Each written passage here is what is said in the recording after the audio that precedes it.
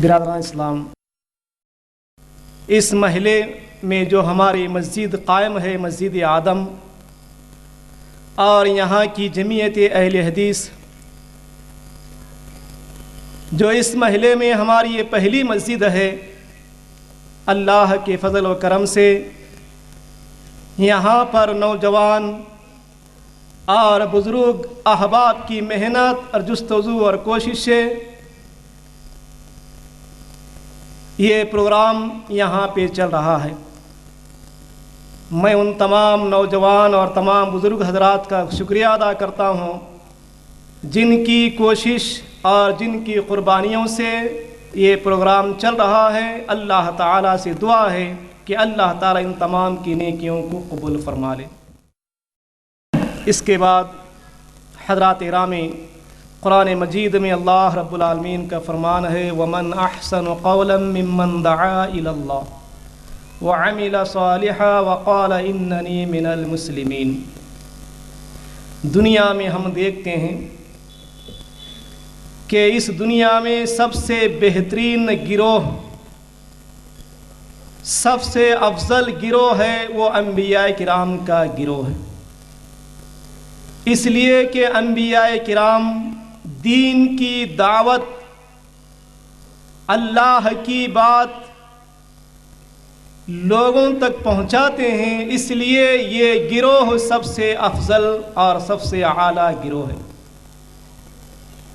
اور ان انبیاء کرام میں سب سے افضل ہمارے آخری نبی محمد رسول اللہ صلی اللہ علیہ وسلم ہیں کہ آپ صلی اللہ علیہ وسلم قیامت تک آپ نبی ہیں، اور دین کا فریضہ آپ نے 23 سالہ زندگی میں پورا کیا۔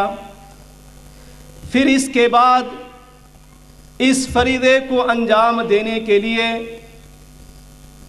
امت محمدیہ کا ہر فرد کے لیے ضروری ہے کہ وہ دین کی دعوت عام کرے۔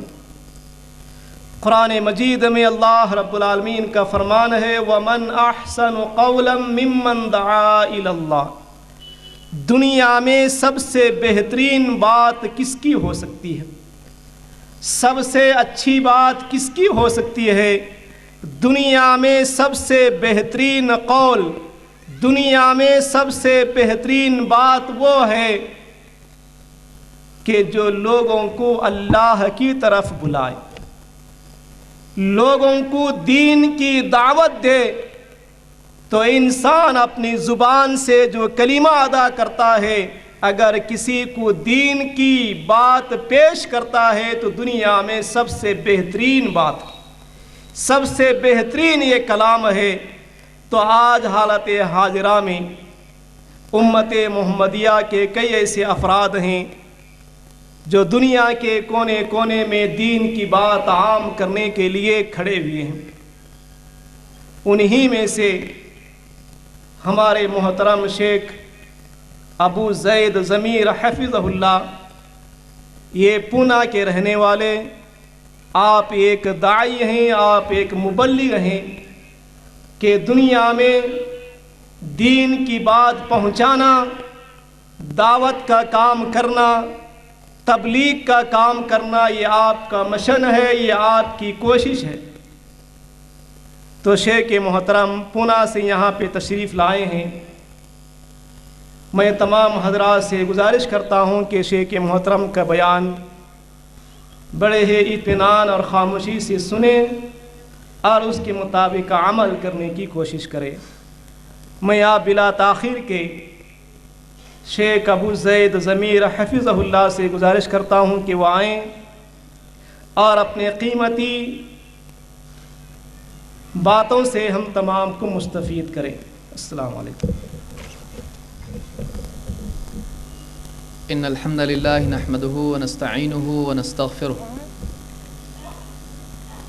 ونعوذ باللہ من شرور انفسنا ومن سیئات اعمالنا، من يهده الله فلا مضل له ومن يضلل فلا هادي له، واشهد ان لا اله الا الله وحده لا شريك له، واشهد ان محمدا عبده ورسوله، اما بعد، فان خير الحديث كتاب الله، وخير الهدي هدي محمد صلى الله عليه وسلم وشر الأمور محدثاتها وكل محدثة بدعة وكل بدعة ضلالة وكل ضلالة في النار. قال النبي صلى الله عليه وسلم رغم أنف رجل دخل عليه رمضان ثم انسلخ قبل أن يغفر له. میرے محترم دینی بھائیوں اور میری محترم ماں اور بہنوں،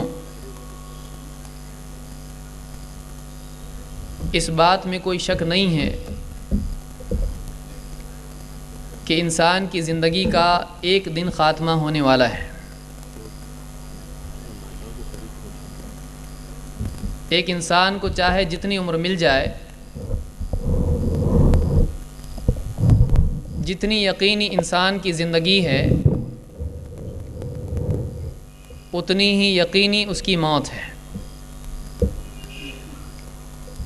ایک آدمی چاہے 40 سال، 50 سال، 60 سال جی لے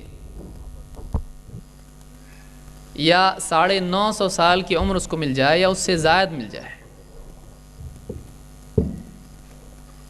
ساری زندگی کا مآل اس کے اختتام پر ہے.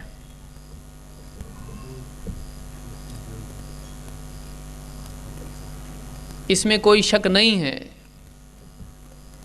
کہ اللہ تعالیٰ نے ہر جاندار کے لیے یہ بات مقدر کی ہے کہ اس کو موت کا مزہ چکھنا ہے. کل نفس ذائقۃ الموت، اور موت سے پہلے کی حیات موت کے بعد کی زندگی کی تیاری کے لیے دی گئی ہے. انجام اور نتیجے کے برا ہونے سے اپنے آپ کو بچانے کے لیے اللہ تعالیٰ نے انسان کو زندگی دی ہے. اور یہ زندگی نہ صرف یہ کہ انسان کی آزمائش ہے، بلکہ اسی کے ساتھ ساتھ انسان کی آخرت کی کامیابی کا ذریعہ بھی ہے. دنیا میں دن رات، صبح شام ہوتے ہیں اور ہفتہ، مہینہ، سال انسان کی زندگی نکل جاتی ہے. اللہ کی طرف سے مختلف احوال اس پر آتے ہیں، سردی، گرمی، بارش، خوشی، غم، بیماری، صحت، کامیابی، ناکامی، ایک کے بعد ایک حالت اس پر آتی جاتی ہے. ان حالات میں انسان کو آزمایا جاتا ہے. انسان کا کردار کیسا ہے، وہ کتنا اللہ سے ڈرنے والا ہے، کتنا متقی ہے، کتنا اللہ اور اس کے رسول کی بات کا ماننے والا ہے. ایمان کے اقرار کے بعد ایمان پر قرار اس میں ہے یا نہیں ہے. اس کو یاد رکھیے کہ اصل ایمان کا اقرار نہیں ہے، اصل اس پر قرار ہے. اس لیے کہ بہت سارے لوگ ایمان کا، توحید کا، اتباع کا اقرار کر لیتے ہیں لیکن اس پر باقی نہیں رہ پاتے ہیں. اور انسان کا اصل معاملہ یہ ہے کہ اس کا فیصلہ اس کی ابتدا پر نہیں ہے، اس کا فیصلہ اس کے خاتمے پر ہے. نبی کے گھر میں پیدا ہونے والا،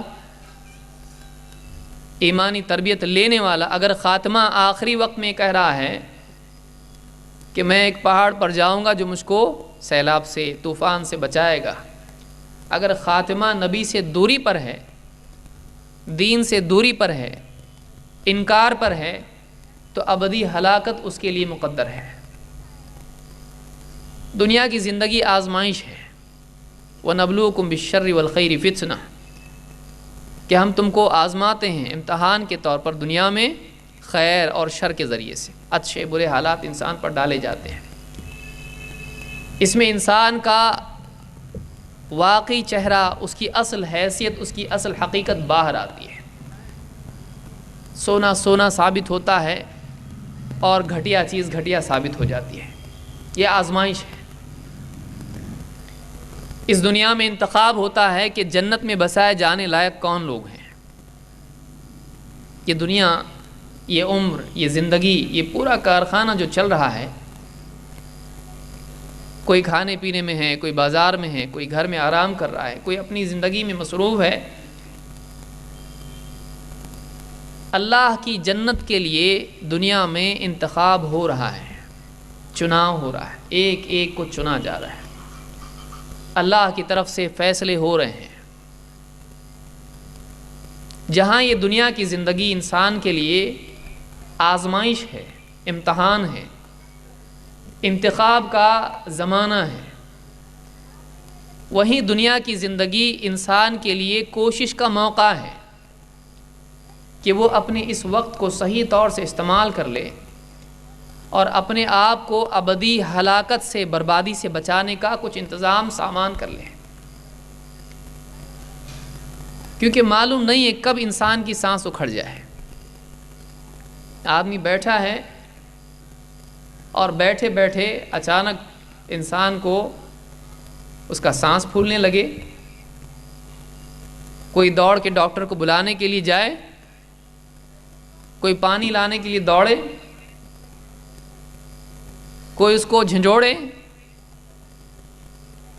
لیکن آپ نے دیکھا ہوگا کتنے لوگ ہیں کہ وہ اسی حال میں دم توڑ دیتے ہیں اور ان کے رشتہ دار ان کو بچا نہیں پاتے ہیں. محبتیں،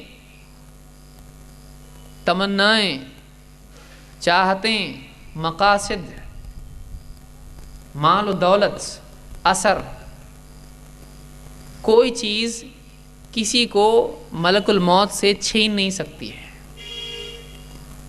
ملک الموت سے آپ کسی کو چھین نہیں سکتے ہیں.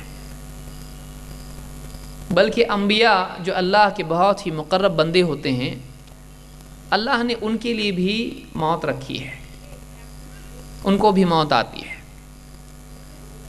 دنیا سے سب کو جانا ہے. فرق اتنا ہے کہ آج کسی کو جانا ہے، کل کسی اور کو جانا ہے. سب ایک ساتھ نہیں آئیں اور سب ایک ساتھ نہیں جائیں گے. ہر ایک کو امتحان کا ایک وقفہ دیا گیا ہے. کسی کو 20 سال، کسی کو 40، کسی کو 50، کسی کو 100، کسی کو اس سے کم.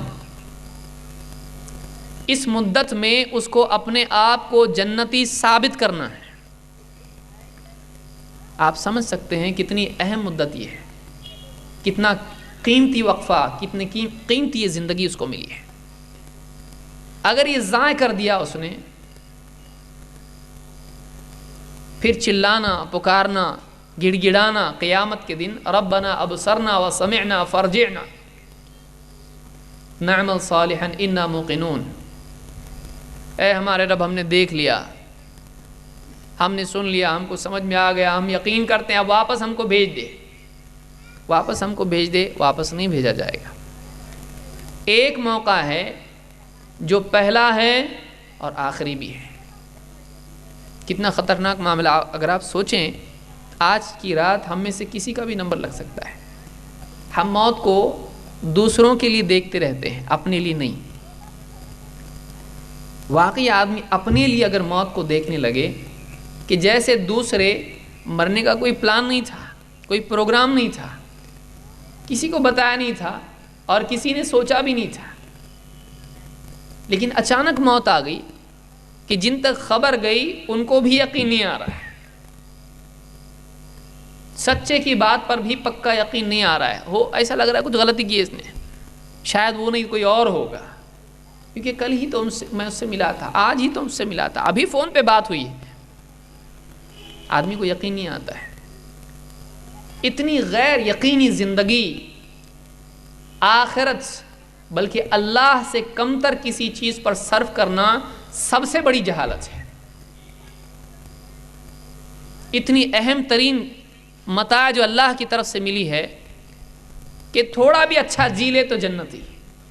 اسی لیے ایک صحابی جنگ میں تھے، اسلام قبول کیا اور اللہ کے نبی صلی اللہ علیہ وسلم سے کہا کہ اگر میں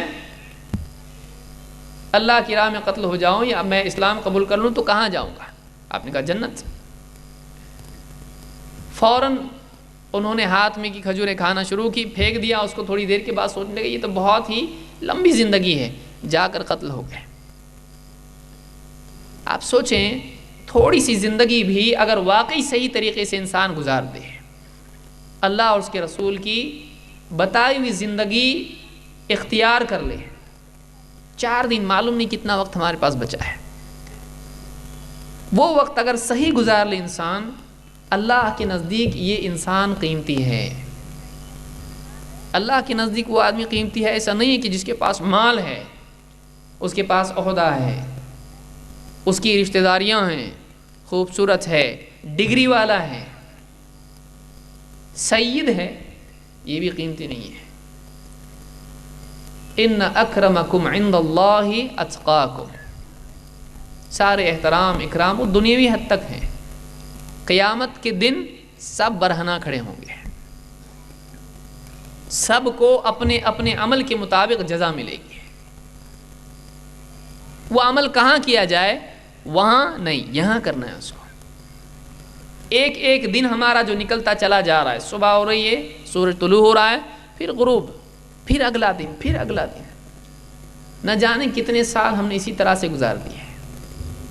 اور کتنے لوگ ہیں جو یہی سوچتے رہتے ہیں کہ انشاءاللہ اگلے سال سے ہم اچھے جئیں گے، انشاءاللہ اگلے ہفتے سے، اگلے جمعہ سے، کل سے، اگلی فجر سے۔ موقع نہیں آتا ہے۔ کتنے لوگ ہوتے ہیں جن کی زندگیاں گزر جاتی ہیں اور دواخانے میں آدمی پہنچ جاتا ہے، آخری وقت ہوتا ہے، وہ اپنے گھر والوں کو حسرت کی نگاہ سے دیکھ رہا ہوتا ہے، گھر والے اس کو بہت ہی محبت کی نگاہ سے دیکھ رہے ہوتے ہیں۔ ڈاکٹر آتا ہے، سب کو ہٹاتا ہے اور کان میں اپنا آلہ ڈالتا ہے، سینہ اس کا دیکھتا ہے، سانس چل رہا ہے نہیں، نبض دیکھتا ہے، اور بہت ہی ندامت، افسوس اور معذرت کی نگاہ سے رشتہ داروں کو دیکھتا ہے۔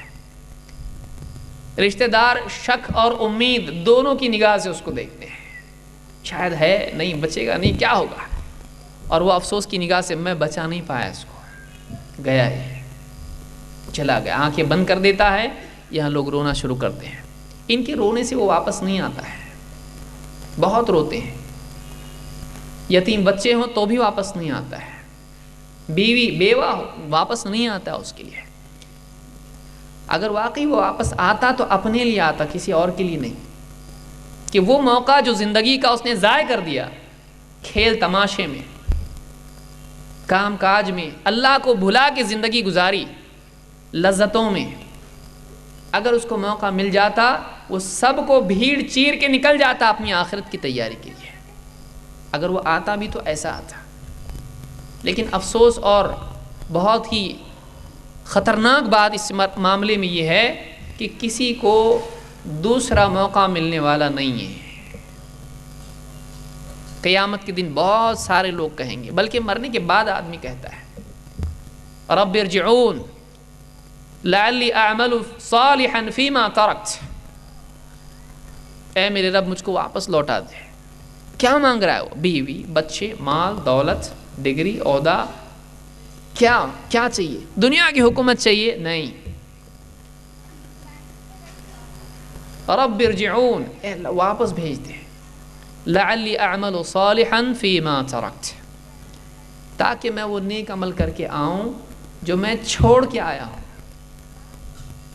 مرنے والا اگر آنے کی تمنا کرتا ہے تو وہ ان اعمال کے لیے کرتا ہے جو وہ چھوڑ کے آیا ہے۔ آج ہم کو کس چیز نے روک رکھا ہے؟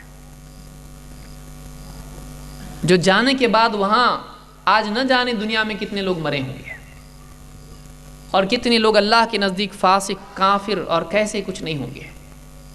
انہوں نے آج کے دن اللہ سے مہلت مانگی ہوگی، اللہ ہم کو واپس بھیج دے۔ اللہ کی طرف سے جواب کیا ملتا ہے؟ کلا انہا کلمۃ ہوا قائلھا، یہ بس بات ہے جو کہتا ہے، موقع نہیں ملے گا۔ ومن ورائہم برزخ الی یوم یبعثون، ان کے پیچھے ایک برزخ ہے اس دن تک کے لیے جس میں واپس اٹھائے جائیں گے۔ قیامت تک کے دن آپ واپس نہیں، یہی رہنا ہے ابھی تم کو۔ تم عمل کے دور سے نکل کر اب انجام کے دور میں آئے ہو، اب موقع واپس نہیں ملے گا. ایک موقع دیا تھا اس کا کیا کیا؟ اب موقع مانگتا ہے. اتنا بڑا موقع دیا اس کا کیا کیا؟ پھر وہی کرے گا جا کے. دوسرا موقع نہیں. ہمارے پاس یہ کون سا موقع ہے؟ ہمارے پاس ہے، آپ کے پاس، میرے پاس آج موقع ہے کہ کچھ نہیں تو نہیں، ہم کم سے کم اے اللہ بہت بہت گناہ کیے، معاف کر دے مجھ کو، اتنا تو کر سکتے ہیں. سب سے مفلس آدمی وہ ہے، لاغر اور بالکل عاجز انسان وہ ہے جو اللہ سے توبہ بھی نہ کر پائے کہ اللہ کم سے کم گناہ کچھ کر نہیں پایا، عمل جو برے کیے اس کو تو معاف کر دے، جو کرنا چاہیے تھا نہیں کیا اللہ اس کو معاف کر دے، میری تقصیر کو معاف کر دے، میرے تجاوز کو معاف کر دے. کم سے کم یہ بھی نہیں کر سکتا آدمی.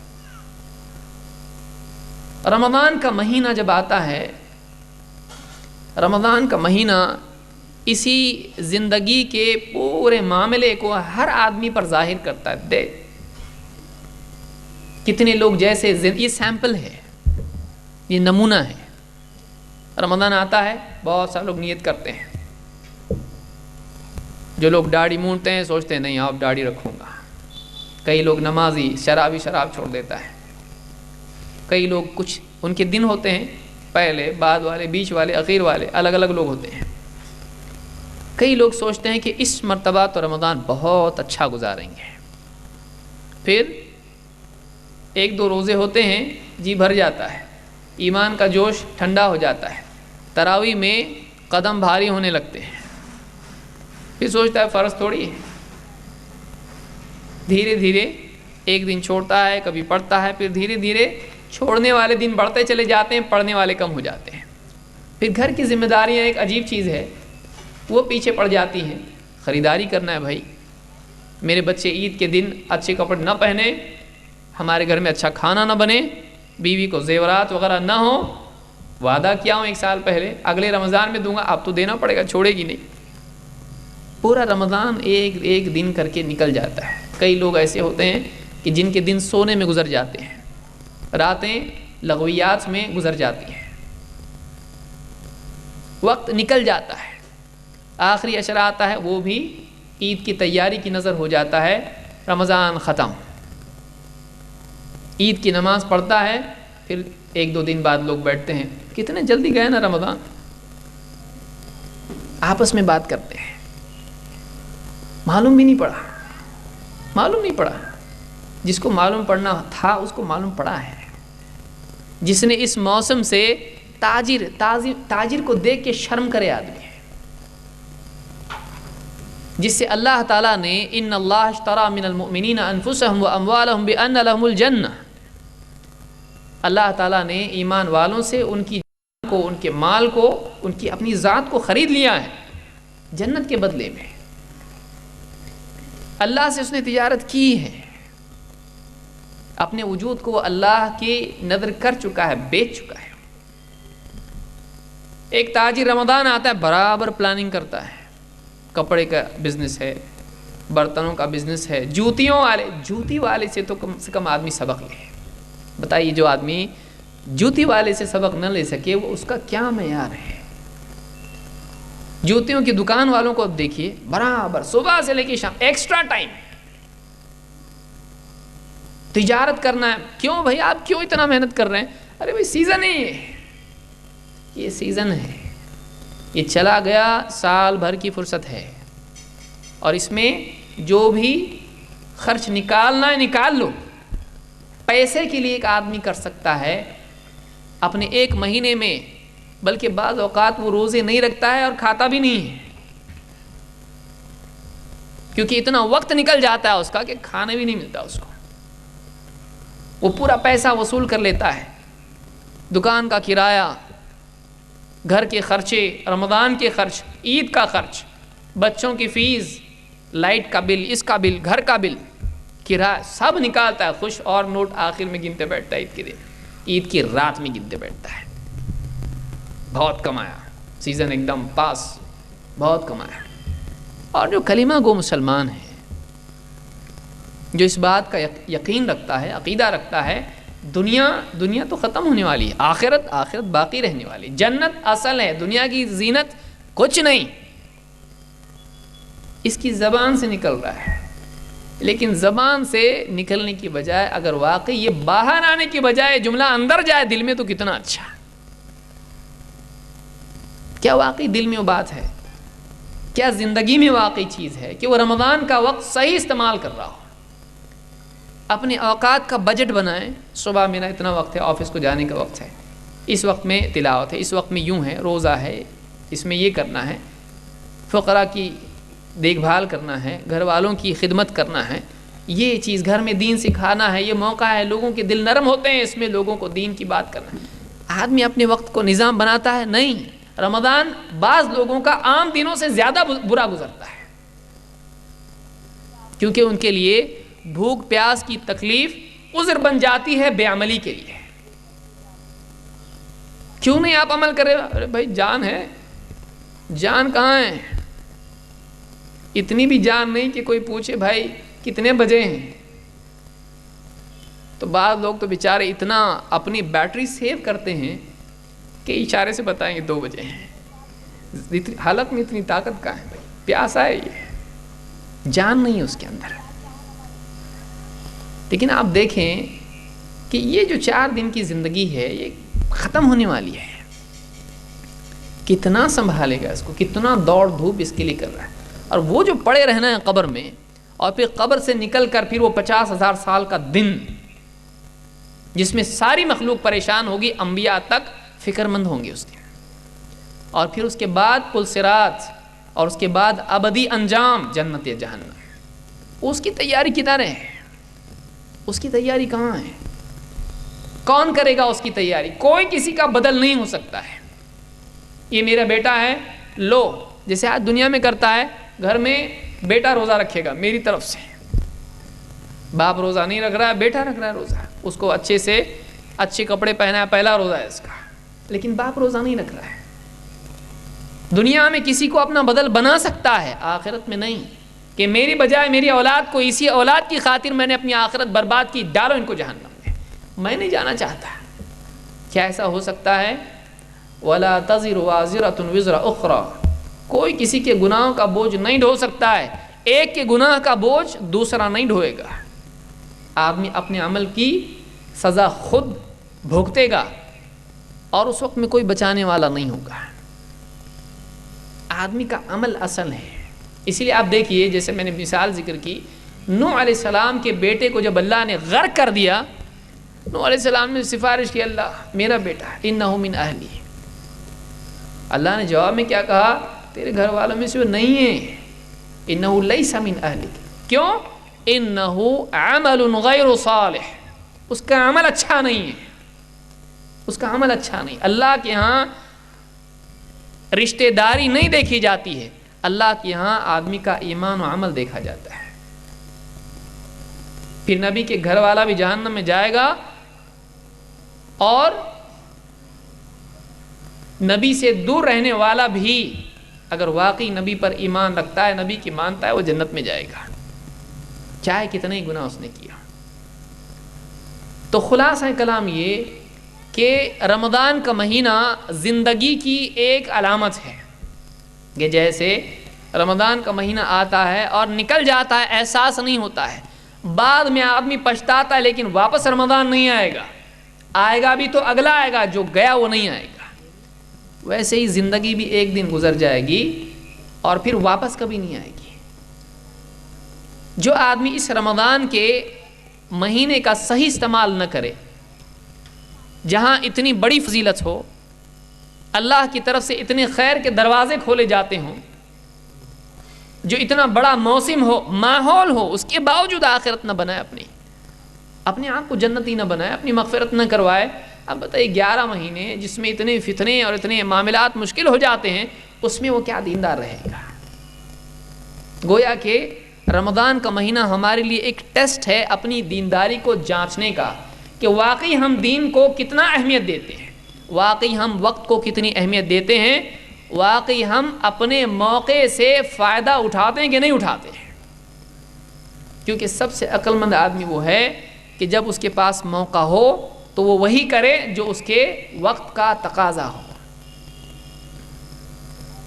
رمضان کا مہینہ بالکل ہمارے سامنے ہے، اور ایسا آئے گا نکل جائے گا، جیسے پچھلا گیا یہ بھی جائے گا۔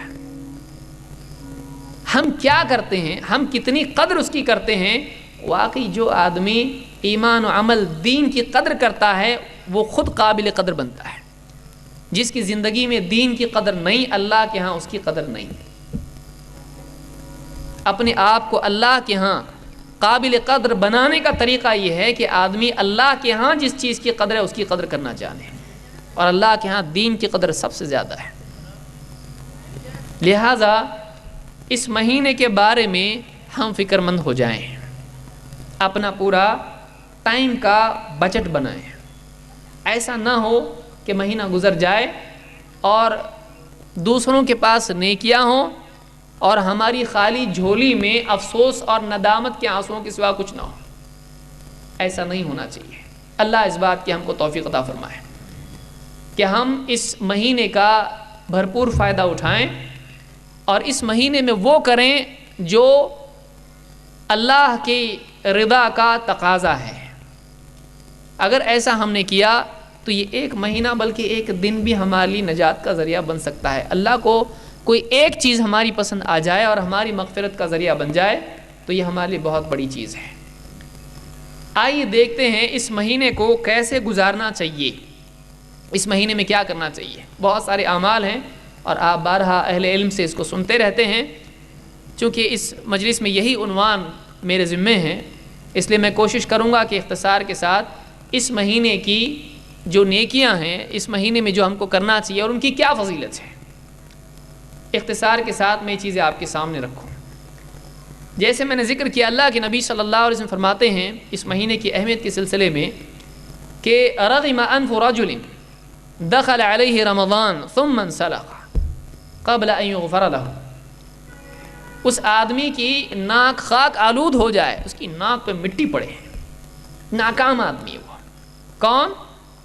وہ آدمی کہ رمضان کا مہینہ اس پر آیا اور نکل گیا، لیکن اس کے باوجود اس کی مغفرت نہیں ہو سکی ہے، وہ اللہ سے اپنے گناہوں کی مغفرت نہیں کرا سکا۔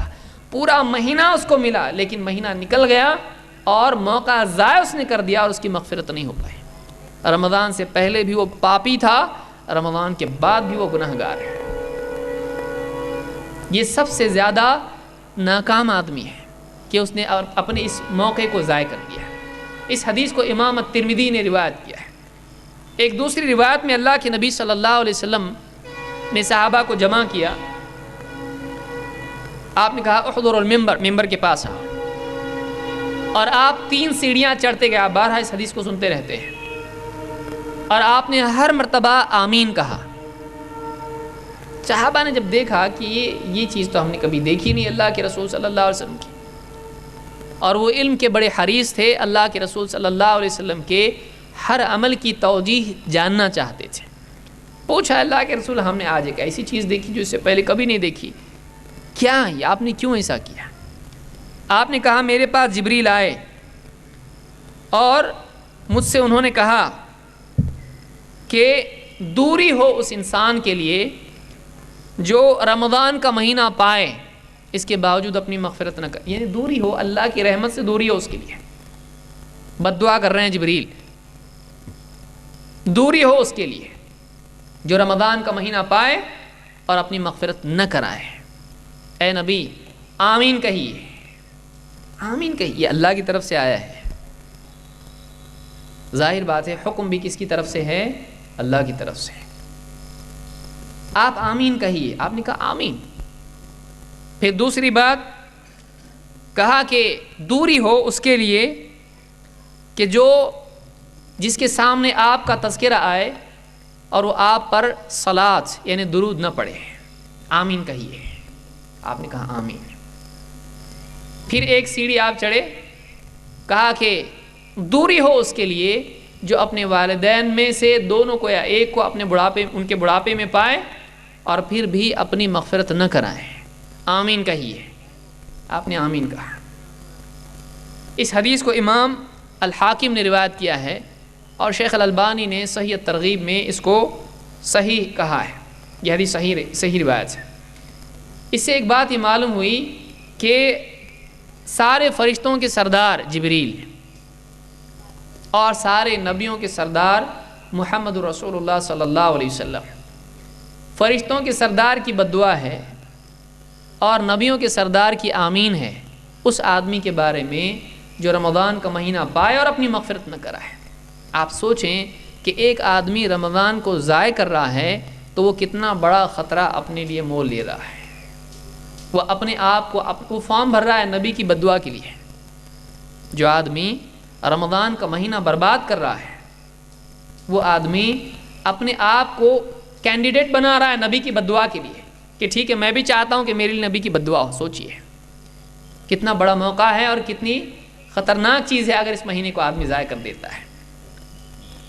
آئیے دیکھتے ہیں اختصار کے ساتھ کہ رمضان میں ہم کو کیا کرنا چاہیے۔ اتنا جو بڑی تمہید میں نے کہی ہے وہ وجہ اس کی ہے کہ میں نہیں سمجھتا کہ آپ پہلی مرتبہ رمضان کے فضائل سن رہے ہیں، لیکن بعض اوقات ہم لوگوں کو عادت ہو جاتی ہے، سننا بڑا اچھا لگتا ہے، کرنے میں جو ہے کڑواہٹ پیدا ہو جاتی ہے، اور اگر ارادہ بھی ہوتا ہے ٹھیک ہے آئندہ، تو آدمی آئندہ پر ٹالتا رہتا ہے، یہاں تک کہ فرشتہ آ جاتا ہے بولتا آئندہ نہیں، چلو ابھی تمہارا نمبر آ گیا ہے ابھی۔ وہ آئندہ کبھی نہیں کہے گا۔ آپ اس سے کہہ سکتے ہیں آئندہ آنا، فرشتہ اگر آئے موت کا کیا اس کو ٹال سکتے ہیں؟ نہیں، وہ لے جائے گا۔ اس کے پاس ایک ساتھ ایک لمحے کی بھی دیری نہیں ہو سکتی ہے۔ جو ٹائم ہے برابر ٹائم پہ آئے گا اور کبھی مس نہیں ہوگا، برابر لے کے جائے گا۔ آپ بھیڑ میں ہوں، آپ کو لوگ پکڑے ہوئے ہوں، اٹھا کے لے جائے گا آپ کو۔ بھیڑ کے اندر جسم رہ جائے گا، اصل تو حضرت چلے گیا۔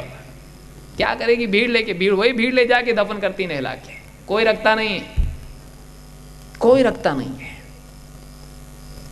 تو یہ دن آنے والا ہے، تو ہم سنتے رہتے ہیں لیکن حرکت ہمارے اندر پیدا نہیں ہوتی ہے۔ وجہ کیا ہے کہ ایمان کی حرارت جب دل میں پیدا ہوتی واقعی، تو پھر بدن میں بھی اعمال کی حرکت پیدا ہو جاتی ہے۔ جب ایمان کی روشنی ماند پڑ جاتی ہے، ایمان کی حرارت بالکل ٹھنڈا ایمان ہو جاتا ہے ایک دم، تو پھر آدمی کے اندر عمل کا جذبہ بھی مان پڑ جاتا ہے۔ بعض اوقات ایک آدمی اپنی جہالت میں دینی باتوں کو سننا اور ان کا بیان کرنا عمل کا بدل اس کو بنا لیتا ہے کہ ہم بولتے رہیں گے، سنتے رہیں گے، اچھا لگتا ہے، بہت مزہ آتا ہے۔ اس کو کیا کرتا ہے؟ عمل کا سبسٹیٹیوٹ بنا لیتا ہے، بدل بنا لیتا ہے۔ یہ بہت بڑی جہالت ہے۔ عمل ہے اور علم ہے۔ علم عمل کے لیے رہبر ہے، اس کا بدل نہیں ہے۔ جنت کا علم ہونے سے جنت مل جائے گی، جنت کے وسائل معلوم ہونے سے جنت مل جائے گی، راستہ معلوم ہونے سے منزل مل جاتی ہے۔ جاہل ہے یہ آدمی کہ جو راستے کے علم کو منزل کا بدل بنا لے۔ ارے میرے کو راستہ معلوم ہے تو منزل پہ پہنچے گا نہیں، جب تک کہ راستے پہ چلے گا نہیں۔ تو راستے کا علم منزل کے حصول کا سبب اور ذریعہ ہے، وہ خود منزل کا حصول نہیں ہے، اس کو یاد رکھیے۔ تو علم جو ہم کو ملتا ہے اہل علم سے، یہ ذریعہ ہے۔ اس پر جب تک کہ ہم عمل نہیں کرتے ہیں، نہ کھیتی ہو سکتی ہے اور نہ دنیا کی کوئی چیز ہو سکتی ہے۔ اللہ تعالیٰ یہ بات سمجھنے کی ہم سب کو توفیق عطا فرمائے کہ ہم واقعی جن باتوں کو سنتے ہیں ان پر عمل کرنے والے بن جائیں۔ 100 باتیں سنیں، ایک پہ بھی عمل اگر کر لے، اگلے عمل کے لیے راستہ آسان ہو جاتا ہے، جبکہ آدمی مصمم ارادہ کیے ہوئے ہو۔ آئیے دیکھتے ہیں ہم کو رمضان، اللہ مجھ کو بھی اور آپ کو بھی اس کی توفیق عطا فرمائیں کہ ہم اپنے رمضان کو اعمال سے بھریں اور واقعی اس کی قدر کریں۔ اللہ تعالیٰ اس کی ہم کو توفیق عطا فرمائے۔ رمضان کی فضیلت کیا ہے؟ رمضان کے بارے میں فضیلتوں میں سے ایک بات یہ ہے کہ اللہ کے نبی صلی اللہ علیہ وسلم نے اس مہینے کو برکت والا مہینہ قرار دیا ہے۔ آپ نے فرمایا اتاکم رمضان شہر مبارک، رمضان کا مہینہ آیا ہے اور یہ ایک مبارک مہینہ ہے، یہ برکتوں والا مہینہ ہے، اس میں خیر میں اضافہ ہو جاتا ہے، خیر میں اضافہ ہو جاتا ہے، یہ بہت ہی برکت۔ اور اسی لیے آپ نے دیکھا کہ بہت سارے عام طور سے گناہ کرنے والے بھی رمضان کے مہینے میں تھوڑے ٹھنڈے ہو جاتے ہیں، رک جاتے ہیں، غیرت دینی ان کو بعض ایسے بڑے گناہوں سے روک دیتی ہے۔ تو رمضان کا مہینہ برکت والا ہے، اس کو امام احمد نسائی اور بیہقی نے شعب الایمان میں ذکر کیا ہے۔ اسی طرح سے یہ وہ مہینہ ہے جس میں اللہ تعالیٰ نے قرآن کریم نازل کیا، وہ کتاب جو ساری انسانیت کی ہدایت کے لیے نازل کی گئی، اس کے لیے اللہ تعالیٰ نے اگر کسی وقت کا زمانے کا انتخاب کیا تو وہ رمضان کا مہینہ تھا۔ اللہ تعالیٰ نے فرمایا شہر رمضان الذی انزل فیہ القرآن، رمضان وہ مہینہ ہے جس میں قرآن نازل کیا، ھدی للناس وبینات من الھدی والفرقان، یہ کیا ہے؟ لوگوں کے لیے ہدایت ہے، اور اس میں ہدایت کی یعنی بینات من الھدی والفرقان، اس میں نشانیاں ہدایت کی اور فرقان کی نشانیاں ہیں، حق اور باطل میں فرق کرنے والی کتاب ہے۔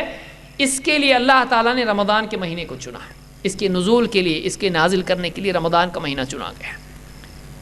اسی طرح آپ دیکھیں کہ رمضان کا مہینہ ایک رمضان سے لے کر دوسرے رمضان تک گناہوں کا کفارہ ہو جاتا ہے۔ اگر واقعی صحیح گزار دے آدمی رمضان، تو ایک رمضان سے دوسرے رمضان تک جتنے انسان کے گناہ کوتاہیاں کمیاں اس کی تقصیر ہے، سب کا کفارہ بن جاتا ہے، معافی اس کے لیے ہوتی ہے۔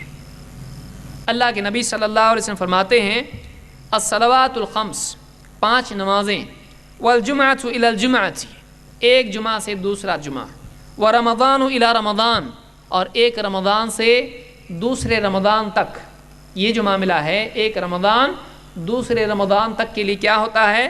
مکفرات ما بینہن اذا اجتنب الکبائر، یہ ان کے بیچ ہونے والے گناہوں سے، گناہوں کے لیے مکفرات ہو جاتے ہیں، کفارہ ہو جاتے ہیں، بشرطے کہ آدمی بڑے بڑے گناہوں سے بچتا رہے۔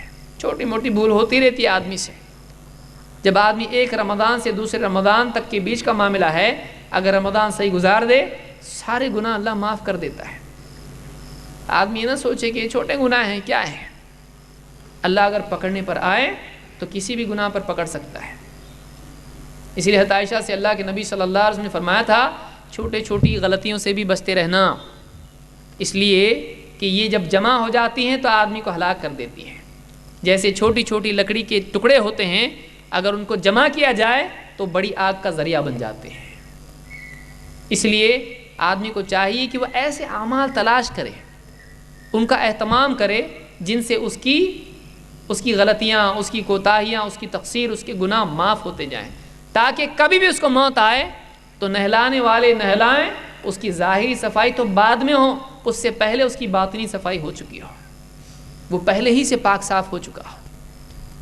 یا ایتھا النفس المطمئنہ ارجعی الی ربک راضیۃ مرضیہ فادخلی فی عبادی وادخلی جنتی، پاک روح بن کے وہ دنیا سے جائے۔ آپ سوچیں کتنا عمدہ معاملہ ہوگا اگر ایک آدمی اچانک مر گیا اور فرشتے بڑی عزت کے ساتھ اس کو لے گئے، ہاں آپ کا اکرام کا ہم کو حکم ہے، اور ہر آسمان پہ آپ حدیث پڑھیں، مسند احمد کی حدیث ہے، ابو داؤد کی حدیث ہے، بڑا اکرام کرتے ہیں فرشتے، اور بڑے اکرام سے ایک آسمان سے دوسرے آسمان تک اس کو لے جاتے ہیں، پاک روح کو، اس میں خوشبو ہوتی ہے آسمان کا، یعنی اللہ کی طرف سے جنتی کفن اس کے لیے ہوتا ہے۔ یہ کس کے لیے ہے؟ جو اچھا جیا اچھا مرا، کبھی بھی موت آ سکتی ہے، آدمی کو تیار رہنا چاہیے اس کے لیے۔ تو مسلم کی حدیث ہے جس سے معلوم ہوتا ہے کہ ایک رمضان دوسرے رمضان تک کے لیے کفارہ بن جاتا ہے۔ اسی طرح سے رمضان کے مہینے کی فضیلت یہ ہے کہ اس میں سرکش شیاطین قید کر لیے جاتے ہیں۔ اللہ کے نبی صلی اللہ علیہ وسلم فرماتے ہیں اذا کان اول لیلۃ من رمضان، جب رمضان کی پہلی رات ہوتی ہے، صفدت الشیاطین مردۃ الجن، شیاطین سرکش جن، بہت ہی خطرناک قسم کی جنات قید کر دیے جاتے ہیں۔ وغلقت ابواب النار فلم یفتح منها باب، اور جہنم کے دروازے بند کر دیے جاتے ہیں، ان کا کوئی دروازہ جہنم کا کھلا نہیں چھوڑا جاتا ہے۔ وفتحت ابواب الجنان فلم یغلق منها باب، اور جنت کے دروازے کھول دیے جاتے ہیں، اس کا کوئی دروازہ بند نہیں رکھا جاتا ہے۔ ونادى مناد، اور ایک پکارنے والا پکارتا ہے، ہر رات میں آواز لگتی ہے، رمضان کے وقت میں، رمضان کی پہلی رات ہوتی ہے، آواز لگتی ہے۔ ونادى مناد یا باغی الخیر اقبل ویا باغی الشر اقصر، پکارنے والا پکارتا ہے، اے خیر کی طلب، خیر کا ارادہ کرنے والے، آگے بڑھ آگے بڑھ، اور اے شر کا ارادہ کرنے والے، گناہوں کا ارادہ کرنے والے، اب تو رک جا پکارتا ہے۔ اور اللہ کے نبی صلی اللہ علیہ وسلم فرماتے ہیں وَلِلَّهِ عُتَقَاءُ مِنَ النَّارِ، اور اللہ کے بعض بندوں کو اللہ تعالیٰ آزاد کر دیتا ہے، آزاد کرتا ہے، جہنم سے آزاد کر دیتا ہے۔ اس حدیث کو امام الترمذی، ابن ماجہ، ابن حبان، حاکم اور بہقی نے روایت کیا، اور شیخ الالبانی نے اس کو حسن کہا ہے۔ اس حدیث سے معلوم ہوتا ہے کہ رمضان میں خصوصی طور پر جنت کے دروازے کھول دیے جاتے ہیں۔ علماء نے کہا کہ یہ حقیقتاً ہوتا ہے کہ جنت کے دروازے کھولے جاتے ہیں، جہنم کے بند کیے جاتے ہیں، شیاطین کو قید کر دیا جاتا ہے، ان شیاطین کو جو بہت سرکش ہوتے ہیں، سارے نہیں۔ اسی لیے امام ابن خزیمہ رحمہ اللہ نے اپنی صحیح ابن خزیمہ میں باب قائم کیا اس کے لیے کہ سارے جنات نہیں، سرکش شیاطین کو قید کیا جاتا ہے۔ اسی لیے ہم دیکھتے ہیں بعض اوقات کسی میں جن آ بھی جاتا ہے تو بعض لوگ شک میں پڑ جاتے ہیں کہ جب جن قید ہے حدیث میں، یہ کہاں سے آیا آزاد ہو گیا ہے، تو خواہ مخواہ اس کی مختلف تعویلات انسان کرنے لگ جاتا ہے جو ایمان کے مزید منافی ہوتی ہیں اور علم کے بھی بالمقابل ہوتی ہیں۔ تو صحیح بات اس میں یہی جس پر اہل علم ہیں کہ سرکش شیاطین جو بہت سرکش ہوتے ہیں وہ قید کر دیے جاتے ہیں، لیکن اس کے باوجود بعض شیاطین ہوتے ہیں جو وسوسے ڈالتے ہیں۔ اسی لیے آپ میرا یعنی لیلۃ القدر کی حدیث دیکھیں، آپ نے فرمایا میں نکلا تھا کہ لوگوں کو لیلۃ القدر کی خبر دوں، لیکن میں نے دیکھا 2 لوگ لڑ رہے تھے اور ان کے ساتھ شیطان تھا، تو یہ رات مجھے بلا دی گئی۔ تو بہرحال اس رمضان کے مہینے کی خصوصیت یہ ہے کہ اس مہینے میں سرکش شیاطین کو قید کر دیا جاتا ہے تاکہ اللہ کے بندے اپنے اعمال کو صحیح ڈھنگ سے کر پائیں، وہ زیادہ پریشان ان کو نہ کریں۔ اسی طرح سے آئیے دیکھتے ہیں، یہ رمضان کی فضیلت ہے، اس مہینے کی فضیلت ہے۔ آئیے دیکھتے ہیں رمضان کا جو سب سے بڑا عمل ہے صوم، روزہ، جس کو ہم روزہ کہتے ہیں بہت سارے لوگ، صوم جس کو عربی میں یا قرآن و سنت میں کہا جاتا ہے، تو اس روزے کی کیا فضیلت ہے۔ اللہ کے نبی صلی اللہ علیہ وسلم کے ایک صحابی ہیں ابو امامہ رضی اللہ عنہ، کہتے ہیں اتیت رسول اللہ صلی اللہ علیہ وسلم فقلت مرنی بامر آخذہ عنک، میں اللہ کے رسول صلی اللہ علیہ وسلم کے پاس آیا اور کہا اللہ کے رسول مجھ کو کچھ ایسا عمل دیجئے کہ میں آپ سے اس کو لوں، یعنی اس کا خاص اہتمام کروں، کسی عمل کا حکم مجھ کو دیجئے۔ آپ نے فرمایا علیک بالصوم فإنہ لا مثل لہ، آپ نے کہا روزے کا، صوم کا اہتمام کر، اس لیے کہ روزے کے برابر کوئی اور عمل نہیں ہے، اس کی طرح کوئی اور عمل نہیں ہے، اس کا خاص اہتمام کر۔ معلوم ہوا کہ اللہ کے نزدیک روزے کی خاص شان ہے، اس جیسا کوئی اور عمل اللہ کے نزدیک نہیں ہے۔ رمضان میں اس کا اہتمام آدمی کو کرنا ہے۔ بہت سارے لوگ کام کاج کی وجہ سے روزہ نہیں رکھتے ہیں، یہ بہت افسوس کی چیز ہے۔ نہیں ہوتا ہے، آپ بتائیے بچوں سے ہوتا ہے، آپ سے کیوں نہیں ہوتا ہے؟ یہ سمجھ سکتے ہیں کہ کوئی آدمی اگر شوگر کا مریض ہے یا اس طرح کی کوئی بات ہے جس کو ڈاکٹر نے ہی روزہ رکھنے سے منع کیا ہے، یا کسی اور مسئلے کی وجہ سے وہ روزہ نہیں رکھ سکتا ہے، جیسے کوئی حاملہ ہے یا دودھ پلانے والی عورت ہے جو اپنے پر یا بچے پر اس کو ڈر ہو روزے کے سلسلے میں نقصان کا، تو ایسی صورت میں اللہ نے رخصت دی ہے بیمار کو، مسافر وغیرہ کو، بوڑھا بہت زیادہ ہے۔ لیکن ایک آدمی ہٹا کٹا ہے، وہ اوور ٹائم میں تو بھوکا رہ سکتا ہے لیکن رمضان کے سیزن میں بھوکا نہیں رہ سکتا ہے، بزنس کے سیزن میں بھوکا رہ لیتا ہے، لیکن اللہ کے اس دیے ہوئے سیزن میں بھوکا نہیں رہ سکتا ہے، بہت افسوس ہے اس کے ایمان پر۔ تو آپ نے فرمایا کہ یعنی تو روزے کا اہتمام کر، اس لیے کہ اس کے برابر کوئی عمل نہیں ہے۔ اس کو امام احمد، نسائی، ابن حبان اور حاکم نے روایت کیا ہے اور یہ صحیح روایت ہے۔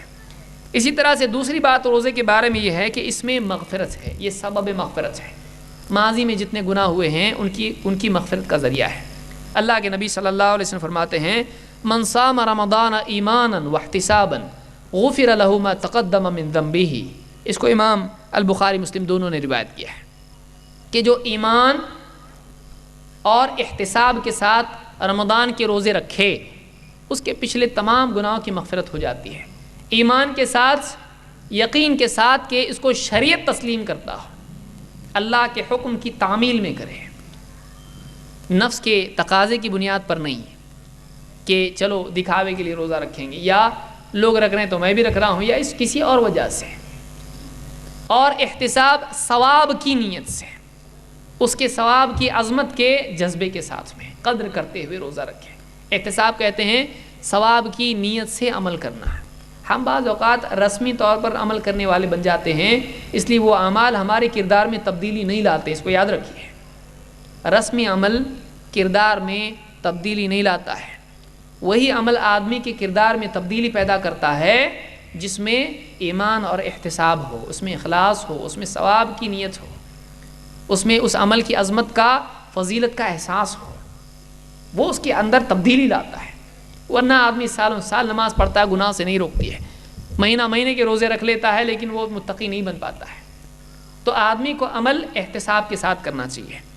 تو آپ نے فرمایا کہ جو ایمان و احتساب سے روزے رکھے رمضان کے، اس کے پچھلے سارے گناہ معاف ہو جاتے ہیں۔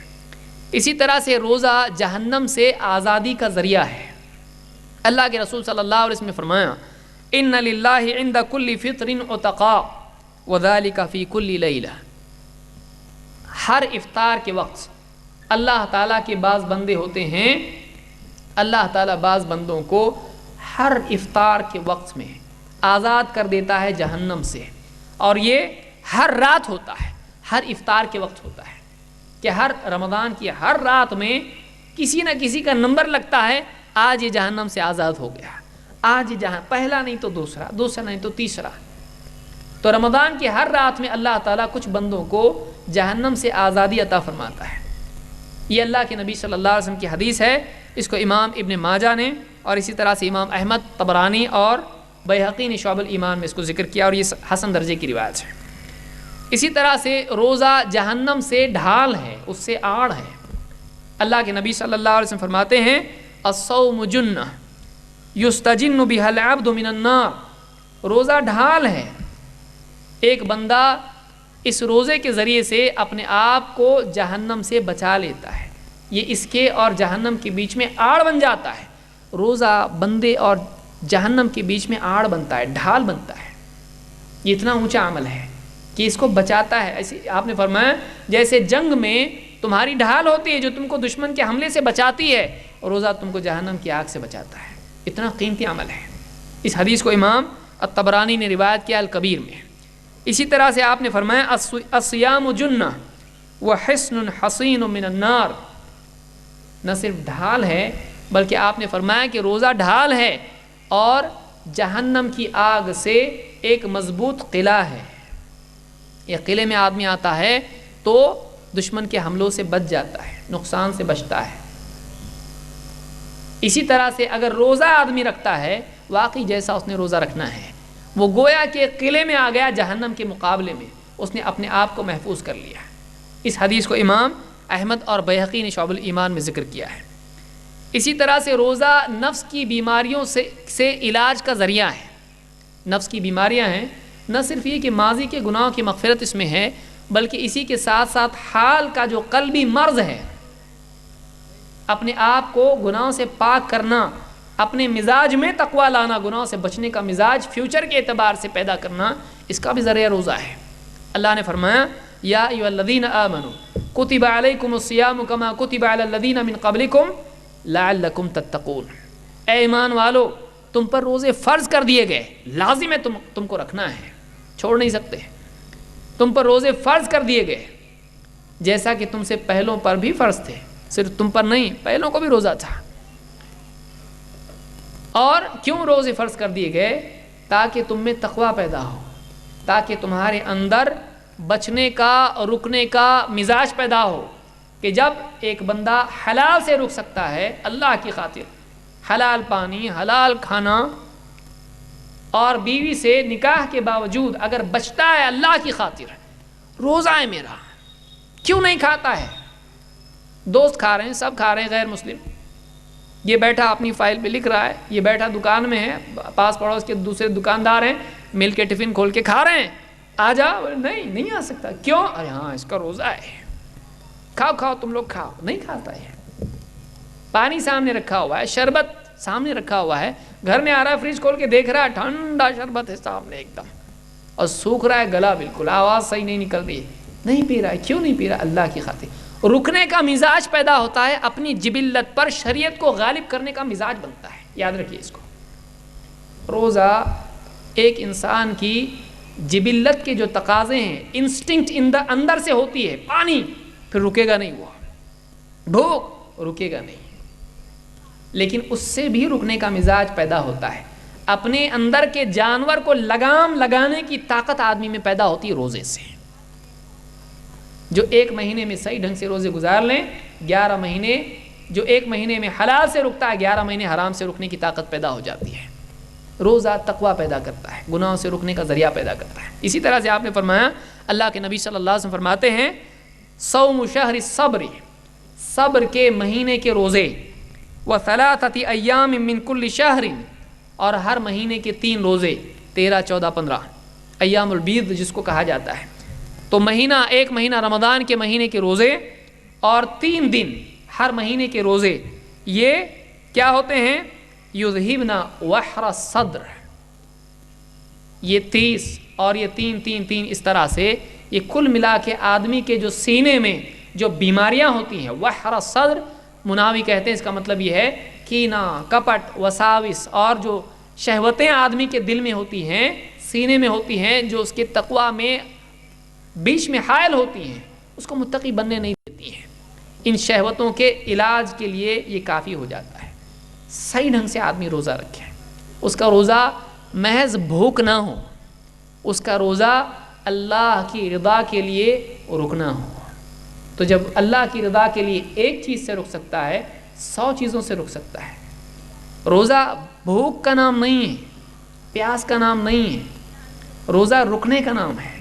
اسی لیے عربی زبان میں صوم رکنے کے لیے آتا ہے، اس کو رکنے کے لیے کہتے ہیں۔ بہرحال، تو اس سے ایک بات یہ معلوم ہوئی کہ روزہ نفس کی بیماریوں کے لیے علاج ہے۔ اسی طرح سے اخلاص سے روزہ رکھنے والے کی کیا فضیلت ہے۔ اللہ کے نبی صلی اللہ علیہ وسلم فرماتے ہیں، یقول اللہ عز وجل، اللہ تعالیٰ فرماتا ہے، اللہ عز وجل فرماتا ہے، الصوم لی وانا اجزی بہ، روزہ میرے لیے ہے، روزہ میرے لیے ہے اور میں ہی اس کا بدلہ دوں گا، میں خصوصی طور پر اس کا بدلہ دوں گا، میں اس کا بدلہ دوں گا، کیونکہ میرے لیے یہ ہے، یہ میرے لیے خالص، میں اس میں اخلاص کی شان ہے، اس لیے میں اس کا بدلہ دوں گا۔ یدع شہوتہ واکلہ وشربہ من اجلی، بندہ میری خاطر اپنی شہوت چھوڑتا ہے، اپنا کھانا چھوڑتا ہے، اپنا پینا چھوڑتا ہے۔ والصوم جنہ، روزہ ڈھال ہے۔ وللصائم فرحتان، روزے دار کے لیے 2 خوشیاں ہیں، روزے دار کے لیے 2 خوشیاں ہیں۔ فرحۃ حین یفطر وفرحۃ حین یلقى ربہ، ایک خوشی افطار کے وقت کی ہے، کھانے کی راحت اور روزے کے اتمام کی لذت، ایک خوشی تو یہ ہے، اور دوسری خوشی کب ہوگی؟ حین یلقى ربہ، جس دن وہ اپنے رب سے ملے گا، اس دن بھی خوش ہو جائے گا دیکھ کر اللہ اس کو کیا دینے والا ہے، اللہ کی عطا کو دیکھ کر اللہ سے ملاقات پر وہ اتنا خوش ہوگا کہ کچھ بتا نہیں سکتے اس کو دنیا میں۔ وَلَخَلُوفُ فَمِ الصَّائِمِ وَلَخُلُوفُ فَمِ الصَّائِمِ اطیب عند اللہ من ریح المسک، روزے دار کے منہ کی بدبو اللہ کے نزدیک مشک کی خوشبو سے زیادہ پاکیزہ ہے، عمدہ ہے۔ کیوں؟ اخلاص کی وجہ سے، یہ مجاہدہ اللہ کی خاطر ہوا ہے، بدبو بھی پیدا ہوئی تو اللہ کی خاطر عمل کے ہونے کی وجہ سے اس کے اندر عمدگی پیدا ہو گئی ہے، اگرچہ وہ بدبو ہے فی نفسی ہی، لیکن اللہ کو بہت پسند ہے، اللہ کے نزدیک وہ دنیا کے ہزاروں مشک سے زیادہ قیمتی ہے۔ اللہ کی بھوک تو آدمی کو ایسے بھی ہوتی ہے نا، آپ بتائیے، آدمی کہیں کھانے کو کچھ ملا نہیں، سفر میں آدمی بھوکا رہ بھی لیتا ہے، وہ اللہ کی خاطر نہیں، وہ مجبوری ہوا، مجبوری سے جب عمل میں اخلاص کی شان پیدا ہو جاتی ہے، اللہ کی خاطر ایک عمل ہوتا ہے، تو چاہے وہ چھوٹا عمل کیوں نہ ہو اور اس کے نتیجے میں بدبو ہی منہ میں کیوں نہ پیدا ہوئی ہو، اللہ کو وہ بھی پسند ہو جاتا ہے، ایسا بندہ اللہ کو پسند ہے۔ اس کو امام البخاری مسلم نے اس حدیث کو روایت کیا ہے۔ اسی طرح سے سحری، عجیب بات یہ اسلام کی خوبیوں میں سے یہ بات بھی ہے کہ جہاں بھوکا رہنا اچھا ہے وہاں کھانا بھی اچھا ہے۔ روزے دار بھوک پر بھی اجر لیتا ہے، کھا کے بھی اجر لیتا ہے۔ کیا دین ہے آپ بتائیے، اب آدمی اس دین پر نہ چلے تو کتنی افسوس کی چیز ہے کہ جس میں جہاں بھوکا رہنا اس کے لیے ثواب ہے، کھانے پر بھی ثواب ہے۔ اللہ کے نبی صلی اللہ علیہ وسلم فرماتے ہیں، تسحروا تسحروا فإن فی السحور برکہ، سحری کرو. سحری کس کو کہتے ہیں؟ آدمی روزے کا وقت شروع ہونے سے پہلے کچھ کھا لیتا ہے دن بھر کی طاقت کے لیے تاکہ قیام میں وہ گرے نہیں. بعض لوگ خواہ کا جو ہے روزہ نمک اور پانی پر رکھتے ہیں جبکہ کھانا کھا سکتے ہیں، لیکن دن بھر کیا ہوتا ہے، پھر دن بھر چکر آنے لگتے ہیں، عبادات میں دن نہیں لگتا ہے، وحشت گھبراہٹ ہوتی ہے. ایک آدمی پنکھا دینے کے لیے چاہیے اس کو، تو ایسا صحیح نہیں ہے. آدمی کھا لے. اللہ کے نبی صلی اللہ علیہ وسلم نے فرمایا سحری کرو، اس لیے کہ سحری میں کیا ہے، برکت ہے، یہ برکت والا کھانا ہے. تو سحری روزے دار کے لیے، باقی کھانوں کے بارے میں نہیں آیا. سحری ہے، آگے روزہ آ رہا ہے دن بھر کا، تو اب یہ سحری کھائے گا، یہ اللہ کی طرف سے دی جانے والی برکت حاصل کرے گا. اس کو امام البخاری مسلم دونوں نے روایت کیا ہے. ایک حدیث میں آپ نے فرمایا السحور اکلہ برکہ، سحری کھانا برکت ہے. فلا تدعوه ولو ان یجرع احدکم جرعۃ من ماء، سحری اللہ کی طرف سے دی گئی برکت ہے، اس کا کھانا برکت ہے، تو سحری چھوڑو مت، چاہے ایک گھونٹ پانی پی لینا ہی کیوں نہ ہو، سحری مت چھوڑو، سحری کر لو. اور فإن اللہ وملائکتہ یصلون علی المتسحرین، آپ نے فرمایا اس لیے کہ اللہ خود اور اس کے فرشتے سحری کرنے والوں پر صلاۃ بھیجتے ہیں. اللہ کی طرف سے صلاۃ نازل ہوتی ہے، فرشتے صلاۃ اس پر بھیجتے ہیں. کس پر؟ سحری کرنے والے پر. تو سحری بھی خود ایک نیکی ہے، وہ صرف کھانا نہیں، وہ نیکی ہے. اس حدیث کو امام احمد نے اپنی مسند میں روایت کیا ہے، اور صحیح الجامع الصغیر میں شیخ الالبانی نے اس کو حسن کہا ہے. یہاں تک کہ روزہ اتنا عمدہ عمل ہے کہ روزے میں ایک آدمی بھول کے کھا لے تو اس کے کھانے کی نسبت بھی اللہ کی طرف کی گئی ہے، اس کی طرف نہیں. اس کا کھانا بھی قیمتی بن جاتا ہے. آپ دیکھیں اللہ کے نبی صلی اللہ علیہ وسلم فرماتے ہیں من اکل ناسیا، جو بھول کے کچھ کھا لے، بھول کے کھا لے، یاد نہیں، سال بھر کھاتا ہے تو ابھی بھی کھا لیا دوپہر میں آ کے، بعد میں یاد آیا کہ ارے میرا تو روزہ ہے، میرا روزہ ہے. جو بھول کے کھا لے تو آپ فرماتے وہو صائم، جبکہ وہ روزے دار ہو، فلیتم صومہ، وہ اپنا روزہ باقی رکھے. یہ نہیں کہ پہلے غلطی سے کھایا پھر کہا چلو روزہ تو ٹوٹ گیا ابھی کھا لیا. آپ سوچ سمجھ کے کھائے، روزہ توڑ نہیں سکتا ہے وہ، بلکہ جو بھول کے کھا پی لے وہ اپنا روزہ جاری رکھے. اس لیے کیوں؟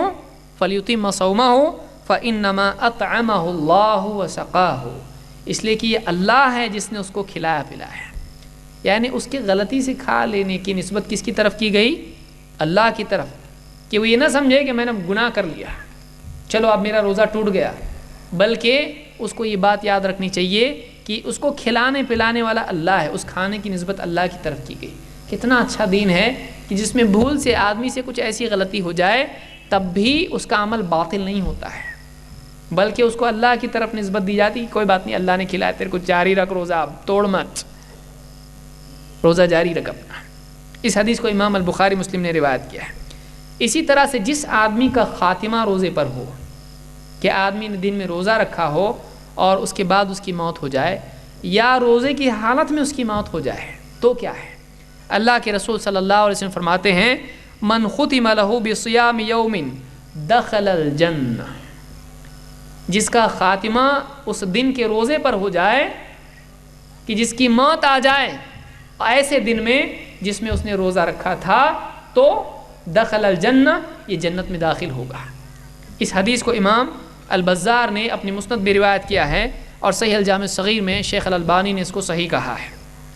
اسی طرح سے جنت میں جانے والوں کے لیے اگر کچھ لوگ ایسے ہوں کہ جن کا دائمی عمل اور خصوصی عمل روزہ ہو، دائمی سے مراد لگاتار نہیں بلکہ زیادہ روزہ ہی وہ رکھتے تھے، نوافل پڑھتے تھے لیکن روزہ بہت رکھتے تھے، صدقات تھوڑا بہت دیتے تھے لیکن روزہ بہت زیادہ رکھتے تھے، جن کے نوافل میں کثرت روزوں کی ہو، جن کا خصوصی عمل نوافل میں روزہ ہو، ان کے بارے میں کیا ہے؟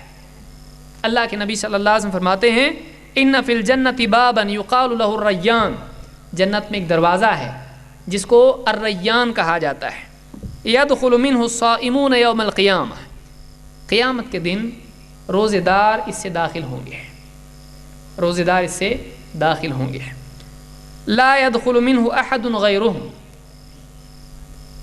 ان کے سوا کوئی اور اس سے داخل نہیں ہوگا. یقال این الصائمون، آواز دی جائے گی روزے دار کہاں ہیں، روزے دار کہاں ہیں؟ فیقومون، یہ کھڑے ہوں گے، لا يدخل منہ احد غیرہم، اس دروازے سے ان کے سوا، ان روزہ رکھنے والوں کے سوا کوئی داخل نہیں ہوگا۔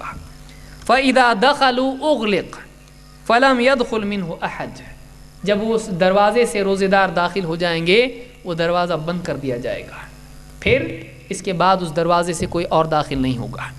اس حدیث کو امام البخاری اور مسلم دونوں نے روایت کیا ہے۔ اس سے معلوم ہوا کہ جن لوگوں کا خصوصی عمل روزہ ہو، جو فرض کے ساتھ ساتھ نفل روزوں کی کثرت کرتے ہوں، قیامت کے دن ایسے لوگوں کے لیے جو واقعی ویسا روزہ رکھتے ہوں جیسا کہ رکھنا چاہیے، ایسے لوگوں کے لیے ایک خصوصی فضیلت ہوگی، وہ یہ کہ ایک خاص دروازے سے بطور شرف اور اکرام ان کو داخل کیا جائے گا، جس کا نام الریان ہے۔ یہ اس دروازے سے داخل ہونے کی وجہ سے پہچانے جائیں گے کہ یہ بہت بڑے لوگ آئے ہیں، یہ روزے دار ہیں، یہ اللہ کی خاطر اپنا کھانا پینا چھوڑتے تھے، اپنی شہوت چھوڑتے تھے۔ تو یہ روزے کی فضیلت ہے۔ رمضان کے اعمال میں سے سب سے بڑا عمل اگر دیکھا جائے، معظم اعمال میں سے یہ بڑا عمل ہے روزہ، اور اصل ہے اس میں۔ اس کے علاوہ کیا اعمال ہیں؟ اس کے علاوہ قیام اللیل بھی رمضان میں ہوتی ہے۔ آئیے دیکھتے ہیں اس کی کیا فضیلت ہے۔ اللہ کے رسول صلی اللہ علیہ وسلم فرماتے ہیں، من قام رمضان ایمانا واحتسابا غفر له ما تقدم من ذنبه، جو ایمان اور احتساب کے ساتھ رمضان کا قیام کرے، یعنی جس کو ہمارے یہاں پر تراویح کی نماز کہا جاتا ہے۔ تراویح کا لفظ قرآن و سنت میں نہیں ہے، اور اس کے استعمال پر ہم کو کوئی اعتراض نہیں ہے، لیکن کوئی آدمی اس لفظ ہی کی بنیاد پر تراویح اور تہجد کا فرق کرنے لگے تو یہ مناسب نہیں ہے۔ یہ اہل علم کے طریقے سے ہٹ کر بحث اور مباحثہ کرنا ہے۔ تو تراویح اور تہجد ایک ہی ہیں، رات کی ایک نماز ہے جس کو قیام اللیل، قیام رمضان، صلاۃ اللیل، تہجد یا تراویح، جو جس کا جی چاہے کہے۔ نام بدلنے سے چیز بدل جاتی ہے۔ آپ احمد کہیں یا محمد کہیں، اللہ کہیں یا الرحمن کہیں، کیا دو ہو جاتے ہیں؟ تو نام بدلنے سے، تعدد اسماء سے وہ چیز، اس کی گنتی بدل نہیں جاتی ہے۔ ایک ہی چیز کے کئی نام ہو سکتے ہیں، جیسے ایک شخصیت کے بھی کئی نام ہو جاتے ہیں۔ بہرحال تو آپ نے فرمایا کہ جو رمضان کا قیام کرے ایمان و احتساب کے ساتھ، ثواب کی نیت کے ساتھ میں، تو ایسے انسان کے پچھلے تمام گناہوں کی مغفرت ہو جاتی ہے۔ اس کو امام البخاری اور مسلم دونوں نے روایت کیا ہے، اور یہ الفاظ مسلم کے ہیں۔ اسی طرح سے کوئی جماعت کے ساتھ اگر قیام اللیل کا اہتمام کرتا ہے تو امام کے ساتھ جب شروع تاخیر و شریک رہتا ہے تو رات بھر کی عبادت کا ثواب اس کو ملتا ہے۔ اللہ کے نبی صلی اللہ علیہ وسلم نے فرمایا، انہ من قام مع الامام حتی ینصرف کتب له قیام لیلۃ، یقیناً وہ انسان جو امام کے ساتھ قیام کرے یہاں تک کہ امام فارغ ہو جائے، امام کی پوری نماز میں اس کے ساتھ شریک رہے یہاں تک کہ وہ فارغ ہو جائے، تو اس کے لیے پوری رات قیام کرنے کا ثواب لکھا جاتا ہے۔ اب باقی رات اگر وہ عبادت نہ کرے تب بھی اللہ کے یہاں پر وہ پوری رات اللہ کی عبادت کرنے والے میں شمار ہو جاتا ہے۔ کب؟ جب وہ امام کے ساتھ پوری عبادت میں شریک رہے، یعنی پوری تراویح میں وہ قیام اللیل میں، قیام رمضان میں شریک رہے۔ اس حدیث کو امام الترمذی نے روایت کیا ہے، اور یہ صحیح درجے کی روایت ہے۔ بلکہ اس سے بڑی بات حدیث میں اللہ کے نبی صلی اللہ علیہ وسلم نے قیام رمضان کو بھی ذکر کر کے کہی ہے۔ وہ کیا ہے؟ عمرو ابن مرہ الجہنی اللہ کے رسول صلی اللہ علیہ وسلم کے پاس آپ فرماتے ہیں کہ ایک آدمی آیا، کہتے ہیں صحابی کہتے ہیں، جاء رسول اللہ صلی اللہ علیہ وسلم رجل من قضاع، قضاع کا ایک آدمی، قضاع قبیلے کا ایک آدمی اللہ کے رسول صلی اللہ علیہ وسلم کے پاس آیا۔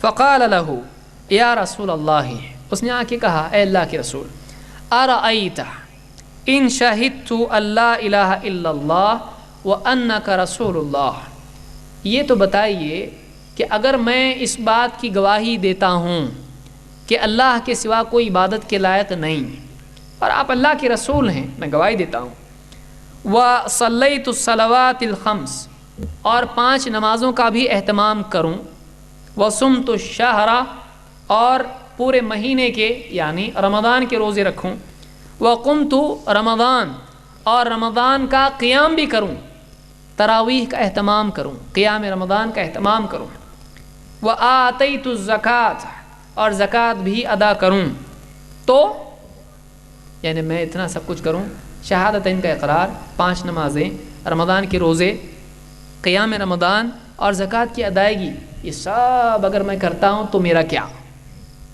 یعنی آپ اس بارے میں مجھ پر کیا حکم لگائیں گے؟ کیا فضیلت ہے؟ کیا ملے گا؟ اللہ کے نبی صلی اللہ علیہ وسلم نے دیکھیے کیا جواب دیا۔ آپ نے فرمایا من مات علی ھذا کان من الصدیقین والشہداء، جس کا خاتمہ ان اعمال کے اہتمام پر ہو وہ صدیقین اور شہداء میں شامل ہوگا۔ مراتب کتنے؟ من النبیین والصدیقین والشہداء والصالحین، صالحین تو پہلی سیڑھی ہے، پہلا مرتبہ ہے، اس کے بعد اس کے اوپر کے مراتب ہیں، شہید ہے، اور اس کے بعد اس کے اوپر صدیق ہے۔ ہاں یہ تینوں کسبی ہیں، نبوت کسبی نہیں ہے، نبوت مانگنے سے یا کوشش کرنے سے نہیں ملتی ہے، اللہ تعالیٰ خود اپنی طرف سے دیتا ہے جس کو چاہتا ہے۔ کوئی آدمی بہت عبادت کر کے ولی تو بن سکتا ہے لیکن نبی نہیں بن سکتا کہ چلو یہ بہت اچھی عبادت کر رہا ہے اس کو نبی بناؤ، ایسا نہیں ہو سکتا ہے۔ نبوت اللہ جس کو چاہتا ہے دیتا ہے۔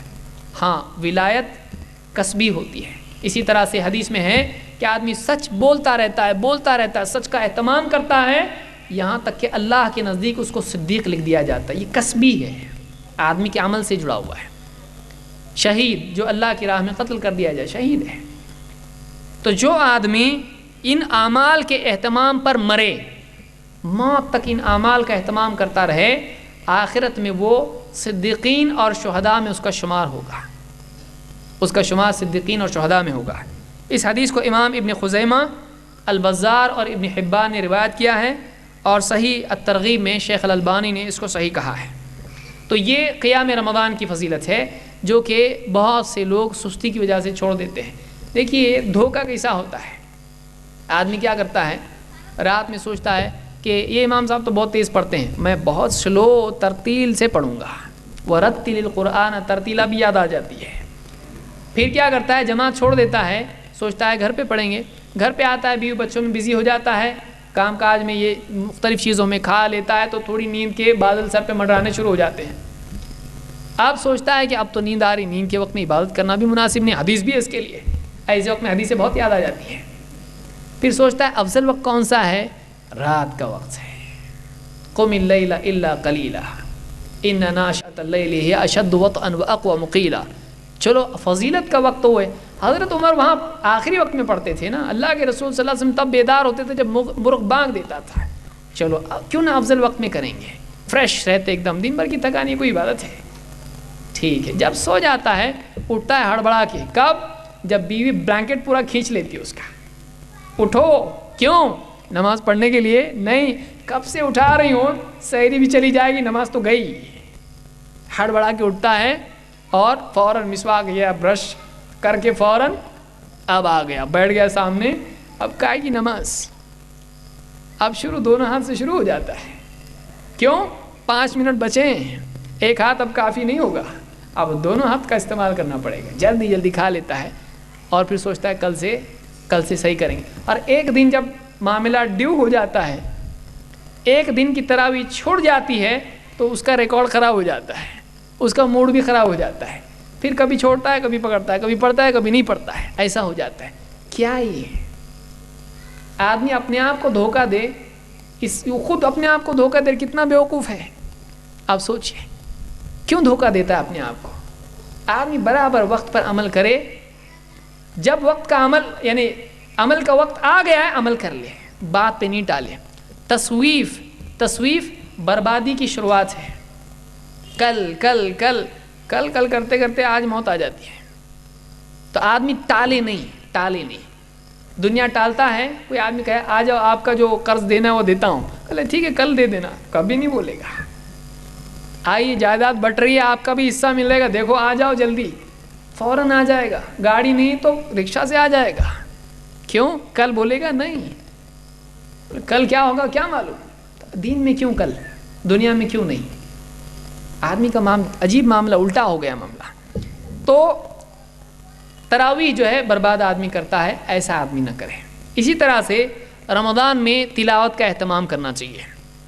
اللہ کے رسول صلی اللہ علیہ وسلم فرماتے ہیں الصیام والقرآن یشفعان للعبد یوم القیامہ، قیامت کے دن قرآن، صوم اور قرآن، روزہ اور قرآن بندے کی اللہ کے ہاں سفارش کریں گے، بندے کی سفارش کریں گے۔ یقول الصیام ای رب، روزہ کہے گا اے میرے رب، انی منعتہ الطعام والشہوات بالنہار فشفعنی فیہ، روزہ کہے گا اللہ اے میرے رب، میری وجہ سے یہ دن میں کھانے سے اور شہوتوں سے رکا رہا ہے، اے اللہ میری سفارش اس کے حق میں قبول کر لے، میں خود سفارش کر رہا ہوں کہ اللہ تو اس کی مغفرت کر دے۔ کون؟ اس کا اپنا روزہ۔ یقول القرآن، قرآن کہے گا ربی منعتہ النوم باللیل فشفعنی فیہ، قرآن کہے گا اللہ میری تلاوت کی وجہ سے، میری وجہ سے یہ رات میں جاگتا تھا، یعنی رات میں قیام اللیل کرتا تھا، قرآن پڑھتا تھا، تو قرآن میں لمبے لمبے قیام کرتا تھا، تو اس وجہ سے اس نے اپنی نیند چھوڑ دی، یہ نیند پر قابو پا کر عبادت کرتا تھا، اے اللہ میری سفارش اس کے حق میں قبول کر لے، قرآن سفارش کرے گا۔ اللہ کے نبی صلی اللہ علیہ وسلم فرماتے ہیں فیشفعان، اللہ یقیناً ان کی سفارش قبول کرے گا، سفارش اللہ ان کی قبول کرے گا۔ اس کو امام احمد، طبرانی، حاکم اور بہقی نے شعب الایمان میں ذکر کیا اور یہ صحیح روایت ہے۔ اللہ کے نبی صلی اللہ علیہ وسلم کے بارے میں آپ نے خود فرمایا، آپ کا عمل یہی تھا جو آپ نے اس حدیث میں بیان کیا، آپ نے فرمایا ان جبریل کان یعارضنی القرآن کل سنۃ مرۃ، جبریل ہر سال مجھ پر قرآن پیش کرتے تھے۔ ابن حجر نے کہا فتح الباری میں کہ کبھی جبریل پڑھتے، اللہ کے نبی صلی اللہ علیہ وسلم سنتے، کبھی آپ پڑھتے، جبریل سنتے۔ تو رمضان کی راتوں میں قرآن ایک دوسرے پر اللہ کے رسول صلی اللہ علیہ وسلم اور جبریل پڑھتے تھے اور پیش کرتے تھے، اس کا مذاکرہ کیا کرتے تھے۔ تو آپ نے فرمایا کہ ہر سال جبریل ایک مرتبہ ایسا کرتے تھے۔ وَإِنَّهُ عَارَضَنِي الْعَامَ مَرَّتَيْن، اور اس سال جبریل نے 2 مرتبہ میرے ساتھ قرآن کا دور کیا ہے۔ وَلَا أُرَاهُ إِلَّا حَضَرَ أَجْلِي، وَلَا أُرَاهُ إِلَّا حَضَرَ أَجَلِي، مجھے لگتا ہے کہ اب میرا وقت آ گیا ہے، مجھے لگتا ہے کہ اب میرا وقت، میری وفات کا وقت آ چکا ہے، کیونکہ اس سال جبریل نے کیا کیا، 2 مرتبہ قرآن کا دور میرے ساتھ کیا ہے۔ تو معلوم ہوا کہ اللہ کے رسول صلی اللہ علیہ وسلم رمضان کی راتوں میں جبریل کے ساتھ قرآن کریم کی تلاوت کا دور کرتے تھے، تو ہم کو بھی تھوڑا وقت نکال کر قرآن پڑھنا چاہیے۔ اس حدیث کو امام البخاری اور مسلم دونوں نے روایت کیا ہے۔ اسی طرح سے رمضان میں کیے جانے والا عمل جس کو کرنا چاہیے، جس کا خاص اہتمام کرنا چاہیے، وہ دعا ہے۔ اللہ کے نبی صلی اللہ علیہ وسلم فرماتے ہیں 3 دعوات مستجابات، 3 دعائیں ضرور قبول ہوتی ہیں، دعوت الصائم و دعوت المظلوم و دعوت المسافر، روزے دار کی دعا اور مظلوم کی دعا اور اسی طرح سے مسافر کی دعا، اللہ ان دعاؤں کو ضرور قبول کرتا ہے۔ تو جو روزہ دار ہوتا ہے وہ روزے کی حالت میں جب اللہ تعالیٰ سے دعا کرتا ہے تو اللہ اس کی دعا کو ضرور قبول کرتا ہے۔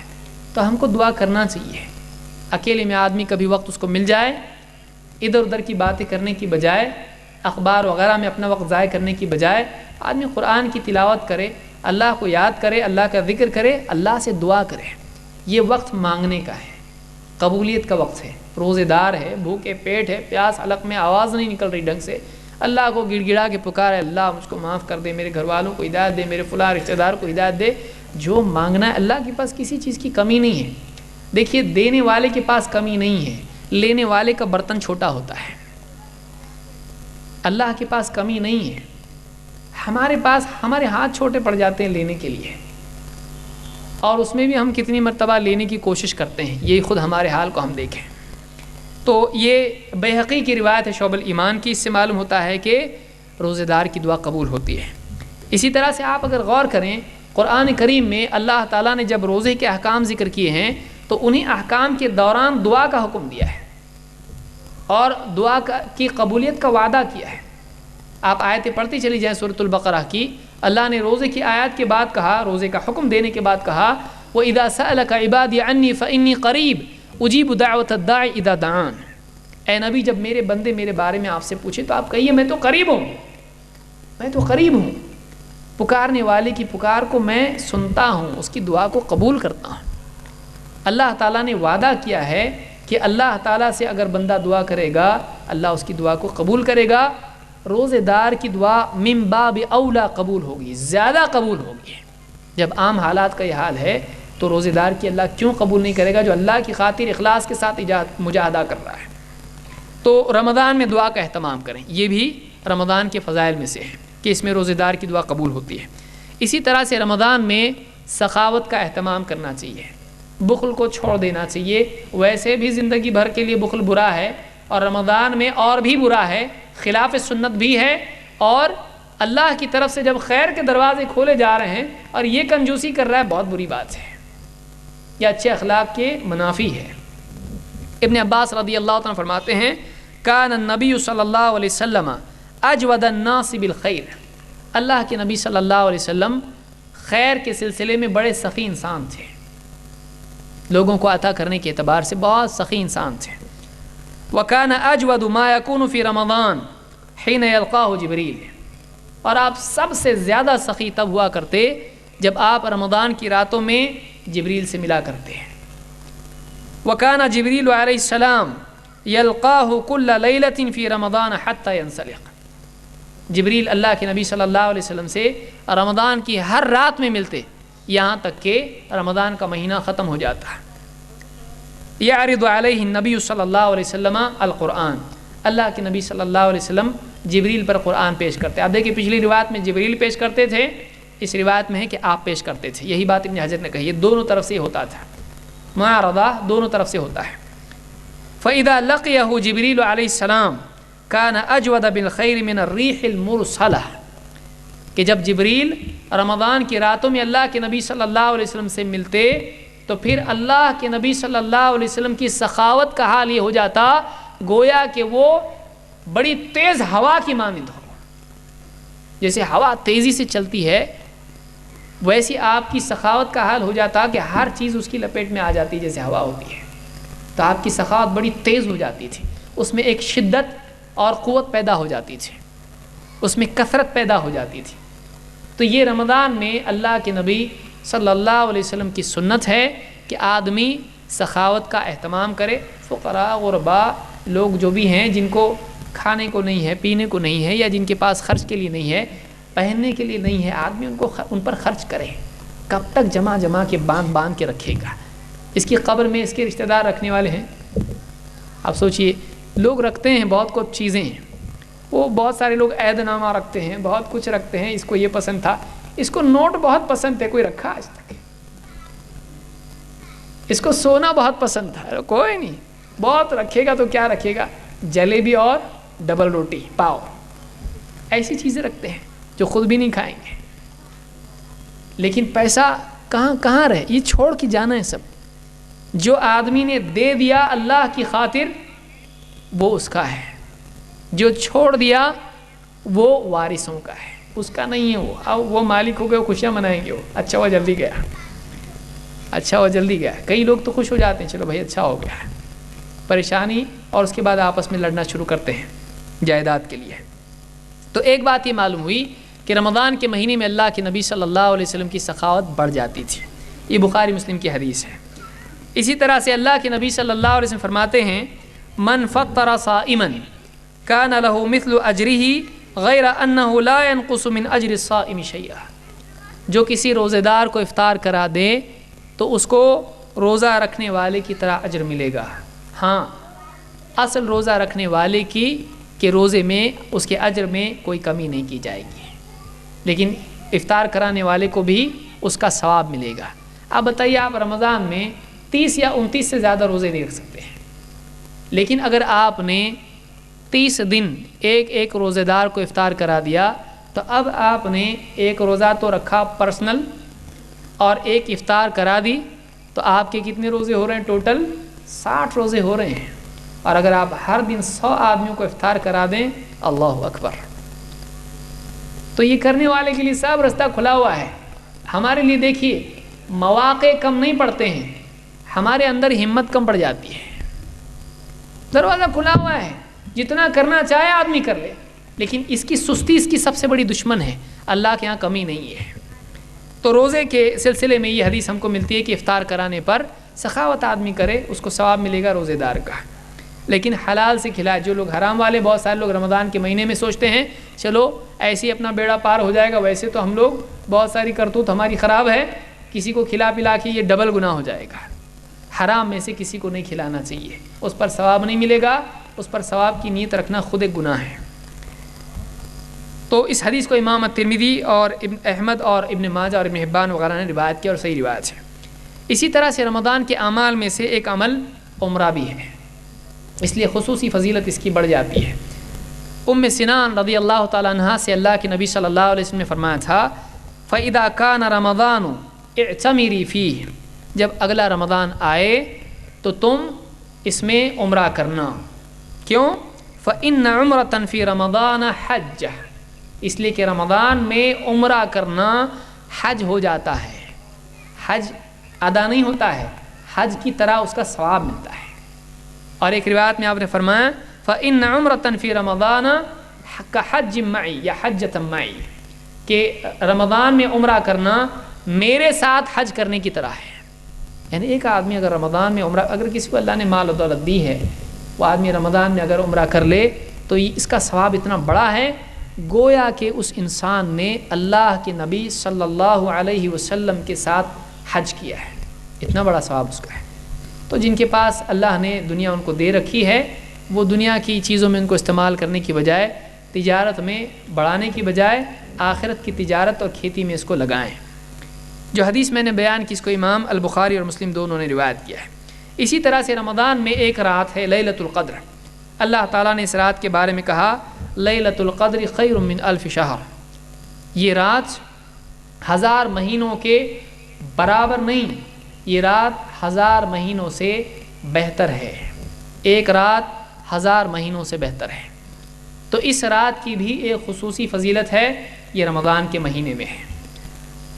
اللہ کے نبی صلی اللہ علیہ وسلم کے صحابی انس بن مالک فرماتے ہیں دخل رمضان، رمضان کا مہینہ آیا، داخل ہوا، فقال رسول اللہ صلی اللہ علیہ وسلم ان هذا الشهر قد حضرکم، آپ نے فرمایا دیکھو یہ مہینہ آیا ہے، رمضان کا مہینہ، وفیہ لیلۃ خیر من الف شہر، اور اس میں ایک رات ہے جو 1000 مہینوں سے بہتر ہے، من حرمها فقد حرم الخیر کلہ، جو اس رات کی خیر سے بھلائی سے محروم ہو جائے وہ ساری بھلائی سے محروم ہو گیا، وہ ساری بھلائی سے محروم ہو گیا۔ ولا یحرم خیرها الا محروم، اور اس رات کی خیر سے وہی آدمی محروم ہوتا ہے جو واقعی محروم ہے، بہت برا آدمی ہے وہ جو اس رات کی خیر سے محروم ہو جائے، واقعی وہ فیل ہو گیا، وہ ناکام ہو گیا، محروم ہو گیا جو اس رات کی خیر سے محروم ہو گیا۔ اس کو امام ابن ماجہ نے اور اسی طرح سے احمد نسائی اور بہقی وغیرہ نے شعب الایمان میں اس کو روایت کیا، اور صحیح روایت یہ ہے۔ اللہ کے نبی صلی اللہ علیہ وسلم فرماتے ہیں من قام رمضان ایمانا من قام لیلۃ القدر ایمانا واحتسابا غفر له ما تقدم من ذنبه، کہ جو لیلۃ القدر میں ایمان اور احتساب کے ساتھ قیام کرے جیسے تراویح پڑھے یا کچھ عبادت کر لے، علماء نے کہا کہ یہ سب قیام میں آتا ہے، قیام اللیل خصوصاً تہجد یا تراویح کو کہتے ہیں، لیکن اس کے ضمن میں عبادات بھی آتی ہیں، جیسے کوئی تلاوت کر لے، ذکر کرے وغیرہ وغیرہ، توبہ کرے، دعا کرے، یہ بھی عمل قیام میں آتا ہے کہ اس نے رات میں قیام کیا، اس میں آتا ہے یہ۔ تو اس حدیث سے معلوم، یہ بخاری مسلم کی حدیث، اس سے معلوم ہوا کہ ایک آدمی اگر لیلۃ القدر میں قیام کرے، عبادت کرے، تو اگر ایمان و احتساب کے ساتھ کرے پچھلے سارے گناہ اس کے معاف ہو جاتے ہیں۔ اسی طرح سے رمضان کی عبادات میں سے ایک عبادت اعتکاف ہے۔ اعتکاف کیا ہے؟ اعتکاف مسجد میں ایک جگہ اپنے لیے عبادت کے لیے خاص کر لینے اور وہیں پڑے رہنے، اپنے آپ کو لوگوں سے دور رکھ کر اللہ کی عبادت میں مشغول ہونے کو کہتے ہیں۔ عکفہ کے معنی عربی زبان میں کسی جگہ کو پکڑ کے بیٹھے رہنا، تو اس طرح سے اعتکاف کا لفظ آتا ہے۔ اعتکاف کی فضیلت یہ ہے کہ آپ دیکھیں گے قرآن کریم میں اللہ تعالیٰ نے اپنے خلیل ابراہیم علیہ السلام کو حکم دیا اور ان کے ساتھ ان کے بیٹے اسماعیل علیہ السلام کو بھی کہ وہ اعتکاف کرنے والوں کے لیے اللہ کے گھر کو پاک کریں. اللہ کے گھر کی پاکی کا ان کو حکم دیا گیا. اور وہ کن کے لیے؟ ایک نبی اور رسول کو اللہ حکم دے رہا، بلکہ دو، کہ تم اللہ کے گھر کو پاک کرو، میرے گھر کو پاک کرو. کس کے لیے؟ ان لوگوں کے لیے جو اعتکاف کریں گے اور دوسرے اعمال کریں گے. اللہ تعالیٰ نے قرآن کریم میں سورۃ البقرہ میں کہا وَعَهِدْنَا إِلَىٰ إِبْرَاهِيمَ وَإِسْمَاعِيلَ أَن طَهِّرَا بَيْتِي، کہ ہم نے ابراہیم اور اسماعیل کو اس بات کا حکم دیا، ان سے ذمہ داری ان کی سپرد کی کہ أن طَهِّرَا بَيْتِي، کہ تم دونوں میرے گھر کو پاک کرو، میرے گھر کو پاک صاف رکھو. لِلطَّائِفِينَ وَالْعَاكِفِينَ وَالرُّكَّعِ السُّجُودِ، طواف کرنے والوں کے لیے، اعتکاف کرنے والوں کے لیے، رکوع اور سجدہ کرنے والوں کے لیے. دیکھیے طواف، اعتکاف اور رکوع اور سجدہ یعنی نماز، تو ان لوگوں کے لیے میرے گھر کو پاک صاف رکھو. اللہ تعالیٰ نے اعتکاف کرنے والوں کے لیے ایک نبی کو حکم دیا کہ اللہ کے گھر کو پاک صاف کریں، پاک اور طاہر اور یعنی اس کی تطہیر کریں. یہ سورۃ البقرہ کی آیت ہے. اسی طرح سے اللہ کے نبی صلی اللہ علیہ وسلم کی دائمی سنت تھی کہ آپ ہمیشہ رمضان میں آخری عشرے میں، آخری 10 دنوں میں اعتکاف کرتے تھے. اور اعتکاف کا مقصود لیلۃ القدر کا حصول ہے. عام طور سے علماء نے یہی بات کہی ہے. ابو ہریرہ رضی اللہ عنہ فرماتے ہیں کان النبی صلی اللہ علیہ وسلم یعتکف فی کل رمضان 10 ایام، اللہ کے رسول صلی اللہ علیہ وسلم ہر رمضان میں 10 دنوں کا اعتکاف کرتے تھے. فلما كان العام الذي قبض فيه اعتكف 20 يوما، جب وہ سال آیا جس میں آپ کی وفات ہو گئی تو اس سال آپ نے 20 دنوں کا اعتکاف کیا. ہر سال کتنا کرتے تھے؟ 10، آخری 10 دن. لیکن جس سال آپ کا انتقال ہوا آپ نے 20 دنوں کا اعتکاف کیا. اس حدیث کو امام البخاری نے اپنی صحیح میں روایت کیا ہے. مسند احمد کی ایک روایت سے معلوم ہوتا ہے، انس فرماتے ہیں کہ اللہ کے رسول صلی اللہ علیہ وسلم ہر رمضان میں 10 دن کا اعتکاف کرتے، اور اگر کبھی آپ سفر میں چلے جاتے تو اگلے سال آپ 20 دن کا اعتکاف کرتے. آپ اپنے اعتکاف کی بھرپائی کر لیتے تھے، اس لیے آپ 10 کی بجائے 20 دن کا اعتکاف کرتے تھے. یہ مسند احمد کی روایت اور صحیح روایت ہے. تو اس طرح سے رمضان کے اعمال میں ایک عمل یہ بھی ہے کہ آدمی اگر اس کے لیے ممکن ہو تو اعتکاف کرے. یہ لازم نہیں ہے، بہتر ہے اگر آدمی کو ہمت ہے اور وہ مسجد میں فضولیات کی بجائے عبادات میں مشغول ہو سکتا ہے، اپنے آپ کو یعنی لغو اور بیہودہ چیزوں سے روک سکتا ہے، وہ اعتکاف کرے. بہت سارے لوگ اعتکاف کرتے ہیں لیکن اس کا حق ادا نہیں کر پاتے ہیں. تو اعتکاف بھی رمضان کے اعمال میں سے ایک عمل ہے. اسی طرح سے صدقۃ الفطر بھی روزے اور رمضان سے جڑا ہوا ہے. یہ بھی ایک نیکی ہے جو ہم کو کرنا چاہیے. بعض اوقات عید کی تیاری میں آدمی اس چیز کو بھول جاتا ہے، پھر دوڑا صبح آتا ہے، فجر کی نماز تو غائب ہو گئی، ٹائم نہیں ہے ابھی، اور فقیروں کو ڈھونڈتا پھرتا ہے، کوئی ملتا بھی نہیں اس وقت میں. واقعی صحیح آدمی کو نہیں دے پاتا ہے، پھر ایسے جو راستے میں بیٹھے ہیں ان کو دینا پڑتا ہے. بعض اوقات عید کی نماز کا وقت ہو جاتا ہے اور آدمی عید کی نماز میں شریک ہو جاتا ہے اور صدقۃ الفطر ویسا کہ ویسا باقی رہ جاتا ہے. ایسی غفلت نہیں ہونا چاہیے. اللہ کے نبی صلی اللہ علیہ وسلم فرماتے ہیں زکوٰۃ الفطر طہرۃ للصائم من اللغو والرفث. زکوٰۃ الفطر جس کو ہمارے یہاں فطرہ کہتے ہیں، یہ روزے دار کے لیے طہرۃ للصائم، روزے دار کو پاک کرنے والی چیز ہے. من اللغو والرفث، لغویات سے اور بے حیائی کی چیزوں سے جو روزے دار سے بعض اوقات سرزد ہو جاتی ہیں. تو اب اس کی بھرپائی کیسے کرے؟ صحیح ڈھنگ سے روزہ نہیں رکھ پایا جیسا کہ رکھنا چاہیے تھا، اب اس کی بھرپائی، اس کا کفارہ کیا ہے؟ تو آپ فرماتے ہیں روزے دار کو یہ ان کمزوریوں سے، نقائص سے، کوتاہیوں سے پاک کر دیتا ہے. کیا؟ صدقۃ الفطر، فطرہ اس کو پاک کر دیتا ہے. وطعمۃ للمساکین، نہ صرف یہ روزے دار اور دینے والے کے لیے یہ چیز پاکی کا ذریعہ ہے، بلکہ اس میں دوسری افادیت بھی ہے، اس کا دوسرا فائدہ بھی ہے کہ غرباء اور مساکین اور فقراء کے لیے یہ کھانا بن جاتا ہے. اس کے لیے پاکی اور کفارہ اور ان کے لیے کھانا بن جاتا ہے. من اداها قبل الصلاة فهي زکوٰۃ مقبولہ، جو آدمی عید کی نماز سے پہلے اس کو ادا کر دے تو اللہ کے نزدیک یہ مقبول زکوٰۃ ہے، یہ مقبول صدقہ ہے۔ ومن اداها بعد الصلاة فهي صدقۃ من الصدقات، اور جو آدمی عید کی نماز کے بعد اس کو ادا کرے تو بس عام صدقات کی طرح یہ بھی صدقہ ہے، زکوٰۃ الفطر اس کا ادا نہیں ہوا، اس کے لیے وہ پاکی والا معاملہ ابھی باقی نہیں رہا، موقع اس کا چلا گیا۔ اس کو امام البیہقی نے الکبریٰ میں اور امام الدارقطنی نے اپنی سنن میں روایت کیا، اور شیخ الالبانی نے صحیح الجامع الصغیر میں اس کو صحیح کہا ہے۔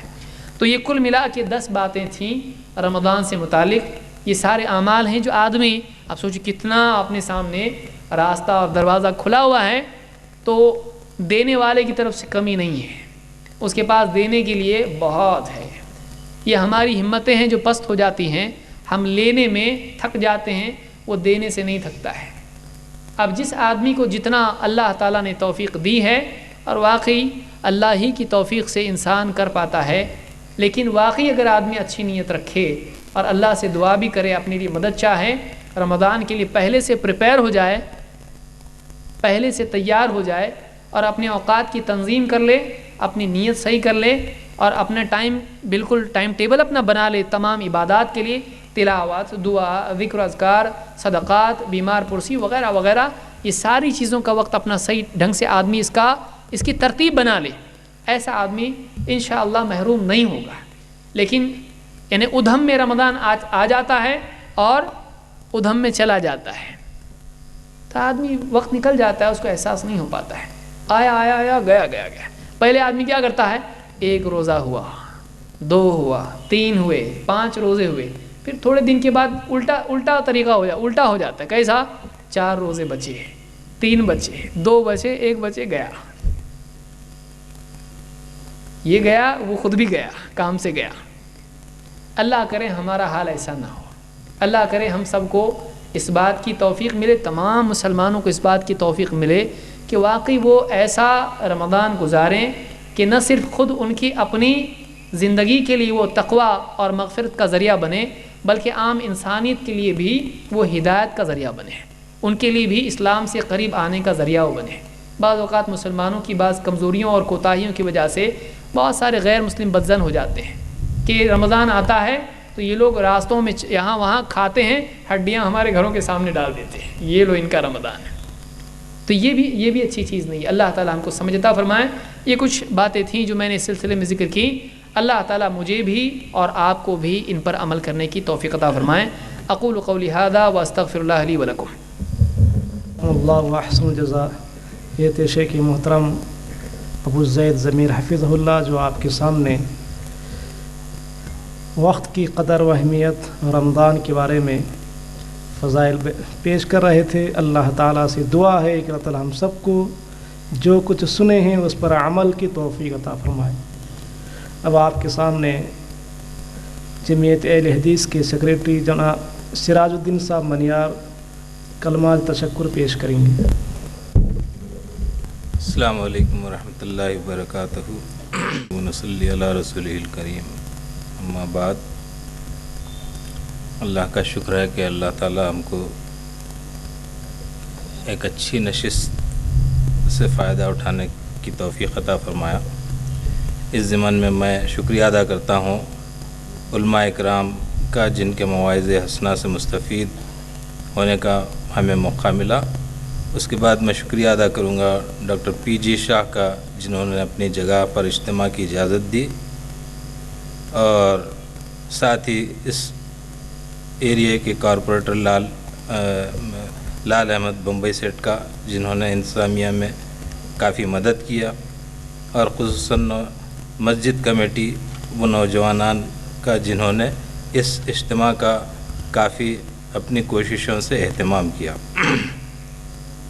اور اس اجلاس کے انعقاد میں پوری قوت کو صرف کیا۔ السلام علیکم ورحمۃ اللہ وبرکاتہ۔ پروگرام کا اختتام ہوتا ہے، اس کے لیے دعا پڑھیے۔